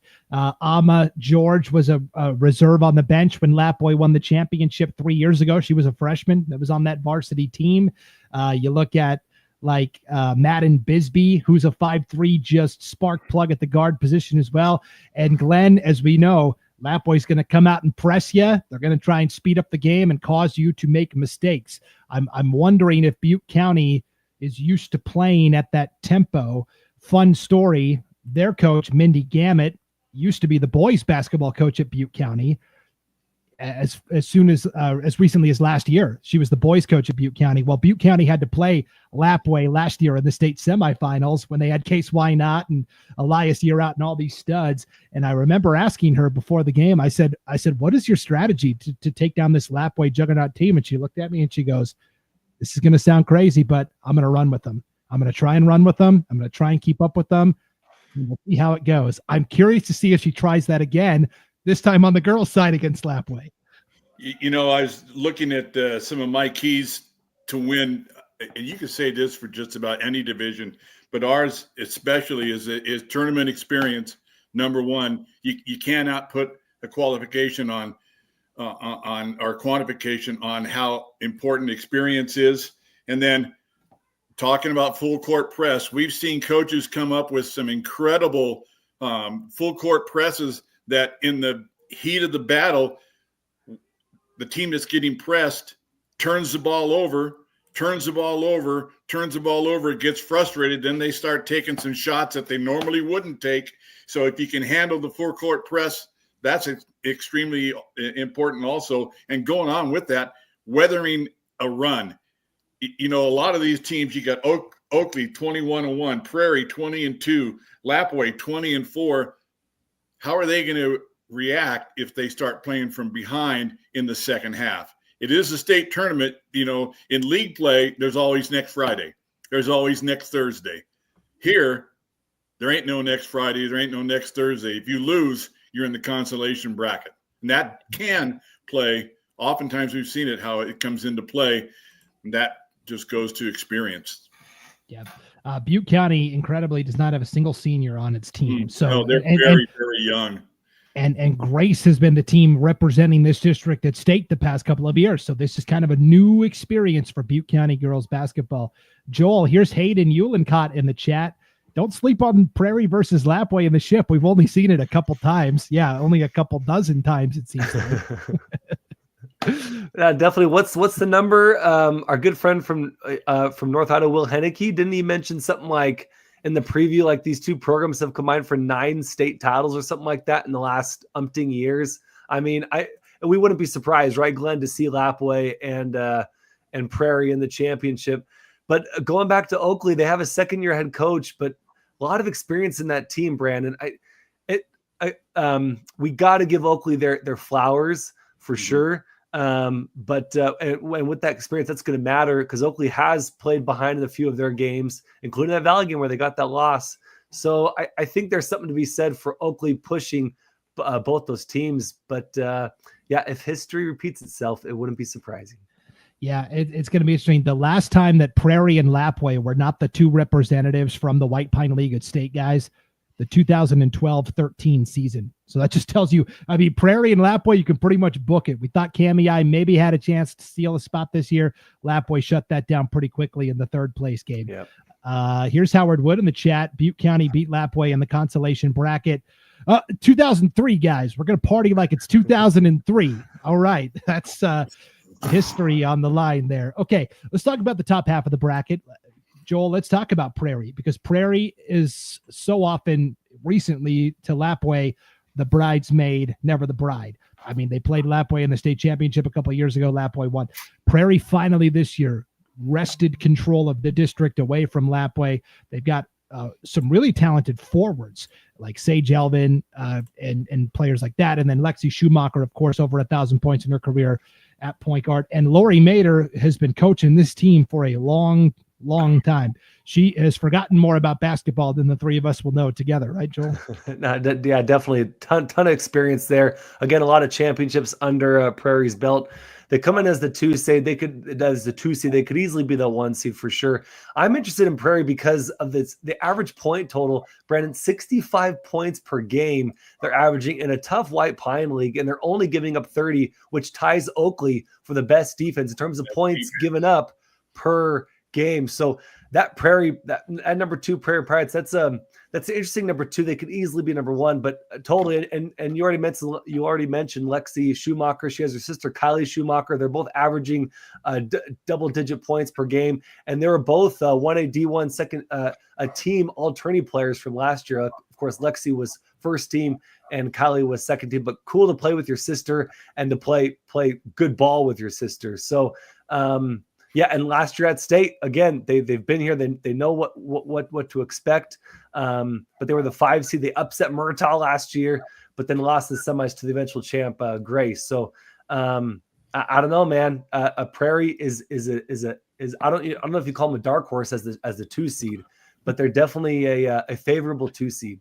Yeah, for sure. Here's C. Ricks in the chat. Butte has close losses to Mountain Home, Capital, and Jerome. That gives a young team a lot of confidence. We'll see. It's different under the bright lights at State a little bit. Speaking of State, Schumacher girls are not sisters. Okay, thank you. We appreciate that. Sometimes they're like relatives, or sometimes they're not even related. I remember a couple years ago, there were a couple of Shears girls on the Prairie team, and I asked if they were like related, and they're like, nope, not even related. I was like, okay, that's interesting. Glenn, let's talk about the 2 teams from District 3. This is going to continue to be a discussion until somebody from this district does something at State. And I'm not trying to be mean or disrespectful, but just statewide, that's the perception. Liberty Charter and Wilder are the 2 representatives from District 3. A lot of people I talk to say, are there other teams that could fill those spots instead of those teams from District 3? Yes. I mean, just thinking off the top of my head, Grace, which Butte County had to beat in overtime, and in a tight game in the district championship, Kamei, a team from the north. Can Liberty Charter or Wilder make a move? I mean, I don't even know the last time a team from this conference was in like the semifinals. Liberty Charter gets there every year. Wilder's had a nice season, but what do you make of these 2 teams from District 3? Well, according to Max Preps, Wilder is the number 3 ranked 2A team in the state, according to Max Preps. If you want to go with that, I think they can make some noise. 18-3 speaks a lot to itself. Could have been 19-2, but they lost the district championship game to Liberty Charter. And so don't count out either one of those teams. But I really think that Wilder can make some noise early in this tournament. Look for an upset, perhaps in the first round. We'll see. Yeah, I want to. Did you say Wilder was the number 3 team in Max Preps? I believe they in the state of Idaho in 2A. Well, I if that were the case, they would be seeded number 3. I think. I think they are significantly lower. Well, they lost their district championship. This was now these rankings were before district came out. Yeah, I mean, when I look at the current 2A rankings today, I see Liberty Charter, Joel, ranked 12th among 2A schools, and I see Wilder ranked 14th. Wow. So that is going to continue to be a storyline. Let's talk about Valley and Lakeside, the last first-round matchup, 3 versus 6. Lakeside's got a girl, Kylie Wolf. She's already over 1,000 points in her career. She's only a junior. She is such a fun player to watch. I've gotten to see her play in person a couple of times this year. Valley is really tough, though, and they are physical, and they've got really good guards, too. What do you think of this first-round matchup, Joel? Well, and Valley's the only team that bested Oakley during the season, right? So I think Valley's another underrated number 4 seed. Having to play in that same conference as Oakley, I don't believe in the entire Snake River conference in this 2A classification, but I really obviously believe in Oakley. Valley's averaging 61 points, with this season. I don't know if they have enough firepower to take on a Lakeside team with a player. And we say this all the time, but in these tournament games, when your team is, when things get tough and you're falling behind, it's great to have a go-to player who can get you a bucket, get you a couple points, and get you back in this game. And that's Kylie Wolf. And I don't know if Valley gets behind, if Valley has that same firepower that Kylie Wolf brings to the Lakeside offense. I will tell you, these 2 teams match up really well because neither team has any height, like whatsoever, like not even a 5'10" player on either one of these teams. Valley's got 2 great guards, Joni Lewis and Lexi Hudig. Guys, let's take a look at our 2A players to watch. We chose 1 from each team, just kind of a jumping off point here, not an exhaustive list by any stretch. Bryn Anderson from Butte County, really good double-double potential at forward. Kylie Wolf from Lakeside, we just talked about. Madden Bisbee from Lapway. Jennabelle Reese from Liberty Charter. She has been a varsity player all 4 years, now finally a senior. Taylon Beck from Oakley. Lexi Schumacher from Prairie. Lexi Hudig from Valley. And Natalie Escatia from Wilder. Glenn, give me 1 player you're excited to watch this weekend. Well, we just talked about her. It's Kylie Wolf from Lakeside. Averaging almost 25 points a game. That's insane. She shoots at a 46% clip from the floor. She shoots behind the arc at 30%. She knocks down almost 7 out of 10 free throws. So she's the real deal. And I'm really looking forward to, you have a kid who can put up 25 all by themselves on an average every day. That's something special. Joel, which player are you most excited to watch? I'm going to give Liberty Charter some love, Brandon. Remember last year, 1A D1 boys tournament, right? We went in not giving a lot of Liberty Charter love, a Western Idaho Conference love, and they came out and they surprised us. I think Liberty and it was Vision Charter or something like that, right? Victory Charter, excuse me. And they both had seniors who stepped up. And when you have a senior like Jennabelle Reese, who's played 4 years senior, this is it for her. I think she's going to step up and step out and have a great tournament. I'm actually looking forward to seeing what she does and how she carries the Liberty Charter team and maybe gets gives us some surprises along the way. We'll see. It's a lot of fun. And one little subplot from that District 3 tournament, Council had to play 2A basketball this year. They were 1A in every other sport, so they didn't even play a conference schedule this year. They played an independent schedule, and they came in as the automatic number 12 seed in that district tournament. Guys, they got all the way to the state tournament play-in game where they lost to Butte County on Saturday. That's incredible for Council, the number 12 seed. Road Warriors and Coach Paula Tucker and the Lumberjacks came up just short of making that 2A state tournament. So I just wanted to give a special shout out to Council. They did technically make the bracket with the play-in game loss down there to Butte County, but man, it was a fun run for them as well. Guys, I'm really looking forward to your call of the 2A state girls basketball tournament this weekend. Joel Richardson, Glenn Jones, one last piece of business. Time for our championship predictions. Glenn, I'll let you go first. Give me your championship matchup and then your winner. Okay, I've got Prairie coming through the top part of the bracket to play in the championship game. And I liken this team to Tom Brady and the Patriots. As Brady was getting older, Brady's 36, 37, 38. Can he still play? Can he still play? Can he still take? Well, don't bet against him because guess what? He played great right up into the end. Lapwai has a very rich and a very powerful history at the state tournament. Every year when Lapwai boys and girls, when they check out of their hotel, they make reservations for next year, and the season hasn't even started because they know they're going to be back.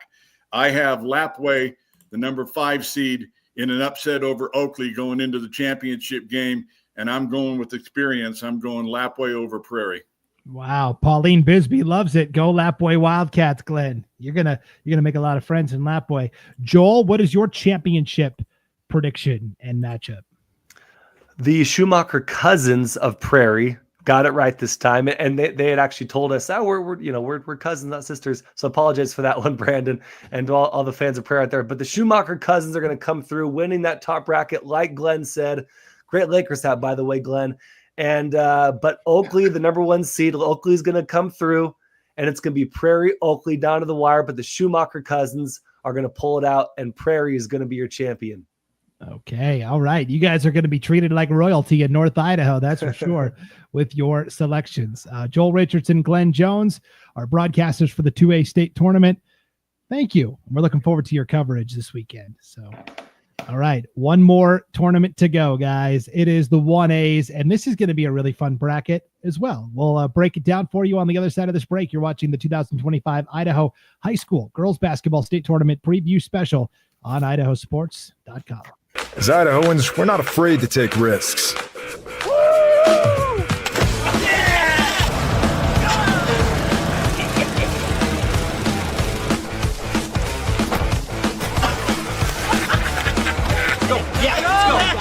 All the way. Go. All the way down.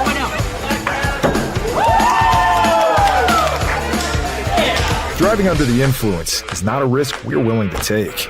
Be around to do more of what you love. Welcome back to the IdahoSports.com State Tournament Preview Special, Girls Edition here on the IdahoSports.com YouTube channel, Facebook page, X account, and Instagram account. It is time for our final classification, the 1A State Girls Basketball Tournament. Let's bring on the play-by-play voice for the 1A tournament on IdahoSports.com, Gary Jones. Gary, what's up? Not much. Looking forward to this tournament. Favorite time of the year. No doubt. You are going to be broadcasting this tournament with Jesse Richens. Jesse could not make it tonight. He said something about he wanted to spend just the least amount of time as possible with you, Gary. So the preview show was a no-go. That's a very common feeling around Idaho sports, I think. I'm just kidding. Jesse had a work day he couldn't get out of. So I'm looking forward to you and Jesse on the call for the 1A tournament this weekend. Gary, let's take, and we're the closing shift, so we can spend as much time on this bracket as we want to. Nobody waiting in the queue to talk after us. So let's take a look at this 1A bracket. The 3 and 6, Rockland and Chalice, their conference rivals. The 2 and 7, Cary and Mackey. Number 1 and number 8, Genesee and Nez Perce, their district rivals. And then Dietrich and Salmon River in the 4 versus 5. What jumps out to you when you look at this bracket first blush, Gary? Well, I always look at who's returning to state that played the year before because they have a lot of experience with their underclassmen. Dietrich was there. They came in second. Mackey was there, and so was Sam River. They were 0-2 and done. And then Rockland were consolation champions. So that's the first thing that stuck out to me. Those 4 teams have a little bit of an advantage. They've been there before. But then when you look at the win-loss records, I'll be honest, I haven't seen any of these teams play. So when you look at the win-loss record, I mean, it totally stands out. Genesee is 20-1. Their only loss is to Lapway, which is a division above them. We all know how good Lapway is. The rest of them have 5, 6, 7 losses. Rockland's 18-5, Chalice 16-6, Cary 16-7, Mackey 15-9, Nez Perce is 11-10, Dietrich 12-7, and Salmon River is 16-6. So they had a lot of double-figure wins, but they had a lot of losses too. So the heavy favorite has to be Genesee. Okay. We're going to dive into it. A couple of comments here in the chat. Here's Caitlin. I'm excited to see and watch Rockland, Mackey, and Chalice. I believe Caitlin, former volleyball girls basketball standout for Water Springs, which is a conference rival to those 3 teams. So that makes sense. C-Rix in the chat says it's nice to see Chalice back at the state tournament, although it feels really weird to not see Ledord here. Yeah, Gary, Ledord has been kind of a staple at state the last couple of years. That was a really tough conference this year over there in District 5 and 6, the Rocky Mountain Conference. It's this humongous 12-team conference. They got 3 bids to state this year, but what happened was in the regular season, there was a 3-way tie for second place between Chalice, Mackey, and Ledord. Ledord drew the short straw. They had to take the number 4 seed into districts, which meant they had to play Rockland in the semifinals. They lost that game, and then in a stunner, just never could recover. They were upset by Grace Lutheran, the number 7 seed, by 2 points in their loser-out game. So Ledord's not here. Instead, it's Rockland, Chalice, and Mackey. Chalice, a bit of a newcomer, Gary. They are a 2A school, but they petitioned down to the 1A level for competitive reasons this year, and I guess that worked out, right? 16-6 and a spot at state. Well, you know, the way Idaho does their how do you get into state, the qualifier state, it's district. And a lot of other states, they just do league. And so another one that bit the bullet was Tri-Valley. They were 10-0 in the long pin. They did not lose a conference game all year. But here's the problem with, I don't particularly care for district. I never have, because it puts, I understand why they do it. They make a lot of money and it's exciting. But if Tri-Valley already proved they deserve to be at state. They won every one of their conference games. But then you wipe 3 months off and you go, we have an 8-day tournament, and maybe your star player has the flu or something, or sprains an ankle. My only complaint about district is I think the best team should make state. Now, what's the best indicator of the best teams? A 3-month season where you play everybody twice, or a 1-week season where you don't even play everybody twice? Now, I know I'm in the vast minority in terms of this, so, but that's my opinion on district, and Ledord bit the bullet too on that. So one thing about district, though, should get you ready for state. Yeah, I mean, if we went with your system, Gary, Salmon River wouldn't be at state, and yet here are the Savages. Here's Jessica. Let's go Savages. Salmon River is a team that's been to state the past couple of years. It's very, very young team, still a young team, Gary. A lot of freshmen, a lot of sophomores. Some of these girls played on varsity as 8th graders. They're a little older now, so they're an intriguing team, certainly. And then we were talking about Caitlin and being from the Rocky Mountain Conference. She now goes to Northwest Nazarene University in Nampa State, just down the street from her. And she says, don't sleep on Rockland this year. Yeah, Rockland's got all these great athletes, the Permans and Boyer. And what do you think about Rockland's potential? Well, Rockland won a state title just a couple of years ago, 2022, maybe 3 years ago. So if there are any sophomores or freshmen on that team, they're going to play in this one. Rockland, has a good chance. The one I would never count out is Dietrich. Let me give you a stat I looked up from Mike Tatko. He gives us all those stats from all the divisions. They have been to state 23 times. This will be their 24th appearance. They won their first state championship in 99. And then under A.C. Shaw, they won 4 in a row, 2011 through 14. And here's their record in the 23 appearances. They're 51-23. So those kids, even if you don't have the experience of Dietrich, you haven't played maybe, you grew up watching all these guys at state. And I never count Dietrich out. Dietrich did play Rockland very early in the season, like November early. Rockland won by 12, 38-26. But I think Dietrich is peaking at the right time. Obliterated Carey in the district championship game, 42-24. And this is a Dietrich team that's led by 3 outstanding seniors, Paige Van Tassel, Aaliyah Robertson, and Caitlin Wanamaker. Those 3 are kind of the tip of the spear for Dietrich. First-year head coach in Charlie Bingham. She was the assistant coach under former coach Rick Estelle, who passed away last spring, Gary. It's been an emotional season for Dietrich. They're playing for a higher purpose. They're playing for his legacy and in his memory. Team of Destiny, I don't know. They got so close last year, lost to Kendrick in overtime. It just feels like Dietrich, if we were writing the Hollywood script, right? Dietrich would be the team that would win it. Yeah, and I'll tell you who else they're playing for is A.C. Shaw, who, if you know the story of A.C. Shaw, he took a calf into his truck on a real cold day and warmed it up, and he got a virus from that left him unable to walk. He doesn't talk real well. And I talked to his wife. I told her I'm going to shout your husband out because I love A.C. Shaw. He's the one that got the 4 in a row. Paul Kingsbury and I both got a hold of ESPN and said, we have a human interest story for you. And they went ahead and ran. I don't know if some of our audience watched it. You can Google it and see some bits out of it. It's an hour show, but I couldn't find the hour show. I looked it up just the other day. It's called Made in Dietrich, the life of A.C. Shaw. You can watch either an 8 or 16 minute outtake from that hour-long show. Mm-hmm. And so my prayers are with A.C. Shaw and his family, and I always root for that man. Yeah, and Dietrich is kind of the feel-good story. Carey is lurking. Brandy Harris Hennifer says, go Carey. Carey's got a sophomore dynamo, Andy Simpson. Oh boy, a Simpson playing good hoops in Carey. Yeah, I've heard that story before. They've got Hennifer. They've got Paige Black. They've got some good athletes. Carey had to beat Tri-Valley, Gary, in a state play-in game on Saturday in Mountain Home. It came down to the wire. Like Tri-Valley had, I think it was 3 or 4 attempts at free throws in the final 10 seconds of the game, down by 1, and they couldn't hit any of them. And so Carey kind of survived and held on. But now that the Panthers are here, Gary, they're the number 2 overall seed. They're kind of set up in a good spot. What do you think about Carey? One thing through the years, I've been working for you guys for a long time, and I even taught and I was interested in basketball before that. Carey goes to state in all the sports all the time. Look up football, how many times they've gone to state, how many times they've gone to state in basketball, girls and boys, in softball. I mean, Carey is just synonymous with state.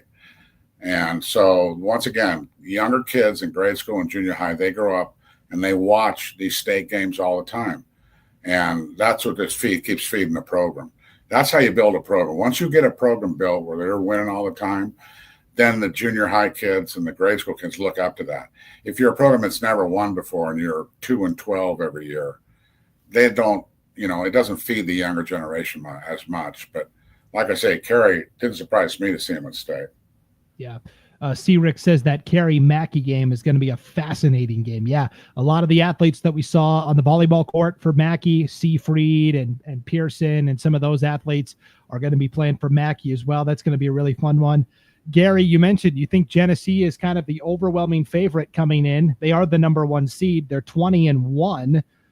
I'm a little concerned about the strength of schedule. I don't know that they played. I mean, they played Lapway and Kamei this year, and those are good teams certainly. But this conference overall, I'm not sure it stacks up with East Idaho or like Dietrich and Carey's league, or even, Tri-Valley and Salmon River really went toe to toe in District 3 this year. Talk me off here the ledge about Genesee up north. Yeah, I agree with you. But here's what I'm curious about. Does Max Prep have strength of schedule in their formula? And I know you don't know the answer because they won't tell anybody. It seems like sometimes head-to-head. There was another section earlier today. You were talking. Somebody beat somebody 3 times and they're seated. The team that lost 3 times is seated above them. You would have to think that strength of schedule is in that formula. Yes. And if it is, then maybe Genesee's maybe they're okay. Yeah, here's what I'll say.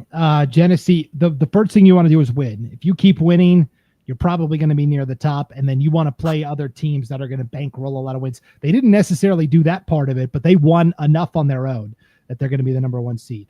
Gary, are you ready for my really crazy, wild prediction for this bracket? Yes. I laid this out on the North Idaho Prepcast last week, and I'll lay it out again here. Nez Perce is the number 8 seed. They're playing Genesee, the number 1 seed. These teams just played in the district championship game, Gary. Genesee won, but it was only by 6 points, 57-51. Now, they played twice in the regular season. One time Genesee blew them out. The other time Genesee only won by 9. So this is a team, Nez Perce, that is close and can compete with Genesee. Well, let's say Salmon River beats Dietrich in the first round and Nez Perce finally gets Genesee. Well, now you're looking at Nez Perce and Salmon River. They played each other this season, Gary, and split. And both games were close. I think Nez Perce, as a number 8 seed, could be in the state championship game. They beat Genesee, they beat Salmon River, and there they are. What do you think about my crazy theory? Well, that's, if you're a betting man, you're going to win a lot of money on that because the odds are in your favor. You're going to be like 50-1 odds. Who's coming out of the top of the bracket to play him? Well, that's where I think the run would end for Nez Perce. Rockland or Carey, either one would be a tough matchup for Nez Perce. But I'm just saying, the way the bracket is set up for Nez Perce, a team that they feel pretty confident they can beat in Genesee, a team they've already beaten in Salmon River. I don't know. I'm just saying. Now, I don't know that Salmon River gets past Dietrich necessarily, but I'm just saying, don't be surprised if Nez Perce somehow finds themselves, because they are a team that really, it's about tempo. If they can get out and dictate the tempo and turn it into a track meet, they're tough to beat. If you could slow down the game and make Nez Perce play in the half court, they become more beatable. And we saw it. In fact, Nez Perce just barely got past Highland of Craigmont to get to state. They won that game by like a point. So, I mean, it was close. So that's my crazy conspiracy theory there. We'll see how it shakes out. I don't think it's likely to happen. I'm just saying it could. You're saying Well, you know what? These are young kids that are playing. They're not polished college athletes or pros. And so, the nerves come into it a little bit. So these are young kids. They can come out and play flat. They can come out and play great. When I went to state and as a baseball coach, I always told my kids, I didn't care what the stats said and what the rankings were. If you play the 3 best games of your life at state, it doesn't matter what your record is. You can do a bunch of upsets. You just keep flowing. So if they can play 3 good games, any one of these 8 teams can win. But I would have to notice a couple teams are looking for their first, or 3 of them, for their first title ever. Chalice has not won before. Mackey has not won before, and neither has Nez Perce.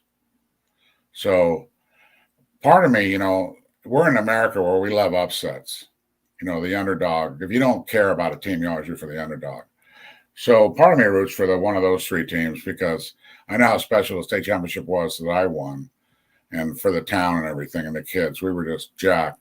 I know that feeling, and it's an awesome feeling. So a lot of these schools like Dietrich has felt it. All the rest of them have felt it a few times, not those 3. Yeah. Gary, I'm getting a lot of backup on Instagram from Nez Perce Nation. Here's Cordy Romero, go Nighthawks. Yes. And here's Cal Zen, don't count the Nighthawks out. Gary, I've started a movement. That's all I'm saying. This is Nez Perce's 11th appearance at state. The last time they were there was 2019, and their overall record in 10 appearances is 13-16. That's just the history of Nez Perce. Hey, no better time to change the history than this year. Let's take a look at our 1A players to watch here, Gary. We picked one from each school, just kind of a starting off point with the discussion here. Andy Simpson from Cary, Jaylee Orkey from Chalice, Aaliyah Robertson from Dietrich, Monica Seibert from Genesee, Miley Drussel from Mackey, Helen Wilcox from Nez Perce. She had 13 points, 7 steals in Nez Perce's play-in game victory over Kootenai. 7 steals. That's pretty good. Callan Perman from Rockland, Riley Walters from Salmon River. Give me one player you are excited to watch this weekend. Okay, I'm going to go with Monica. I got pronunciation from. I think that her name is Subert. Okay, I'm gonna defer to you, Monica Subert from Genesee. Yeah, that's why I asked. I call. The nice thing about the 1A is I can call the secretaries and I don't have to bother the whole school. They know all the names of their kids. Okay, the reason I'm looking forward to her, she's the #1 player off the #1 team. So if you were like giving scholarships out, or you're scouting, you're a college guy scouting, you're going to go to one of the best teams and hey, who's your best player? So I'm always interested in #1 seed's best player. And I'm assuming she's your best player because you picked her. But she's not there. She's in the conversation. Yeah, the conversation. Yes. I mean, Genesee's got 3 or 4 girls that can lead them in scoring on any given night. That's probably why they're such a tough team. I mean, they're the #1 seed there. So like we said, we could have gone 4 or 5 deep with all of these teams. This is just kind of a jumping off point. Here's Caitlin showing some love for her fellow Rocky Mountain Conference competitors, Jaylee, Miley, and Callan from Chalice, Mackey, and Rockland, respectively. I believe Jaylee Orkey is the daughter of head coach Jordan Orkey. I'm not 100% clear on that, but the same last name, small town. I'm making an assumption there. And Miley Drussel from Mackey also is a really good athlete. And of course, Perman at Rock. Perman, some of these names we just are used to. Perman's from Rockland, Simpson's from Cary, just that familiarity with our small schools. So those are just some of the players to watch at the 1A tournament this weekend. And Gary, I know you hate doing this. I'm gonna make you make a prediction here. Championship matchup, championship winner. Yeah, I don't. It's okay. I don't particularly care for this, but if I pick wrong, the fans come up and boo me. That's fine. I can live with it. But here's my prediction based on, since I haven't seen these guys, I'm basing it on the coaches poll, the media poll, and the power rankings from IdahoSports.com. Coaches poll, Genesee's 1, Rockland's 2. Media poll, Genesee's 1, Rockland's 2. The power rankings, the algorithm that Dustin Wixom got it figured out. Genesee's 1, Rockland's 2. So there's a pure sweep across the board. And so I'm picking a bulldog against a bulldog.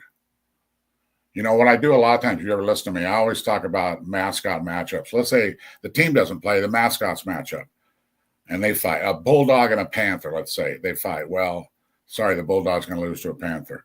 Well, I don't know who's going to win this one. It's a bulldog and a bulldog. So I'm just going to go with the #1 seed, the Genesee Bulldogs. Okay, I like it. How about overtime? I'll even go stick my neck out. OT. Oh, in overtime. Okay, we had an overtime championship last year. So, right? Kendrick and Dietrich last year. And then one more thing. I was going to do this. This is what you're all playing for, kids out there, if you're still on. That's a state championship from '94, my baseball title. Our baseball title, not mine. Those kids made me look good. So I keep saying Paul Kingsbury is going to show us a championship medal because he won basketball in New Plymouth in '93. He said he's going to dig it out and he's going to show it. So I'm still waiting for Paul to dig that puppy out. Okay, well, Paul, let's bring him on real quick. Paul, where's your championship ring? Kind of funny story. I just barely got it from the ex-wife's house. Actually, who's been there. So it's in a box somewhere. Okay, I'll bring it out for boys. For the men's, when we do this for the men's, will you promise that you'll show that for me? Thanks for bringing me on for that, Brandon. Stick that knife in there and twist it a little. Hey, you're a state champion. I will bring it out for boys. I promise. There's a lot of worse problems to have than showing a state championship medal off. Obviously, there is. Yes, there is. We do. We have a lot of championship winners. All right, Paul, I'll leave you back to it. See you later. Bye. Yeah, Gary, state championship winning baseball coach at New Plymouth. Sean Kane, who's doing the 6A tournament with Paul. He has won 10 tennis championships in his career at Century High School. Well, Scott Burton has like 20 debate and speech. Yeah. Hey, Jostens will give you, Burton spot. Jostens will make one for speech and debate. They'll make it for anything. Yeah, he's going to have like 20. He's going to need like fingers and toes. Yeah, that's going to be a lot for Scott, but yes. And he's an administrator, so he can afford it. That's true. He's a sugar daddy. Okay. On that note, Gary, we are going to conclude our tournament preview show there. Gary, looking forward to you and Jesse on the call for the 1A state tournament this weekend. As always, Gary, thanks for helping us break down the 1A brackets. Nice to be on. Thanks for having me. Of course. All right. Big thanks to everybody that tuned in tonight. One last plea before we go. If you're watching still, if you can hit the like button on Facebook, the subscribe button on YouTube, share this when it's all said and done. So everybody that wasn't here live tonight can tune in Tuesday, Wednesday, maybe even Thursday as they're driving over to Boise for the state tournament. And big thanks. Go Dodgers. Okay. Yes. All right. For Gary Jones and the rest of our IdahoSports.com broadcasting crew, my name is Brandon Baney. Thanks for tuning in. Travel safe to state, everybody, and we'll see you down there this weekend for the Real Dairy Shootout Girls Edition on IdahoSports.com.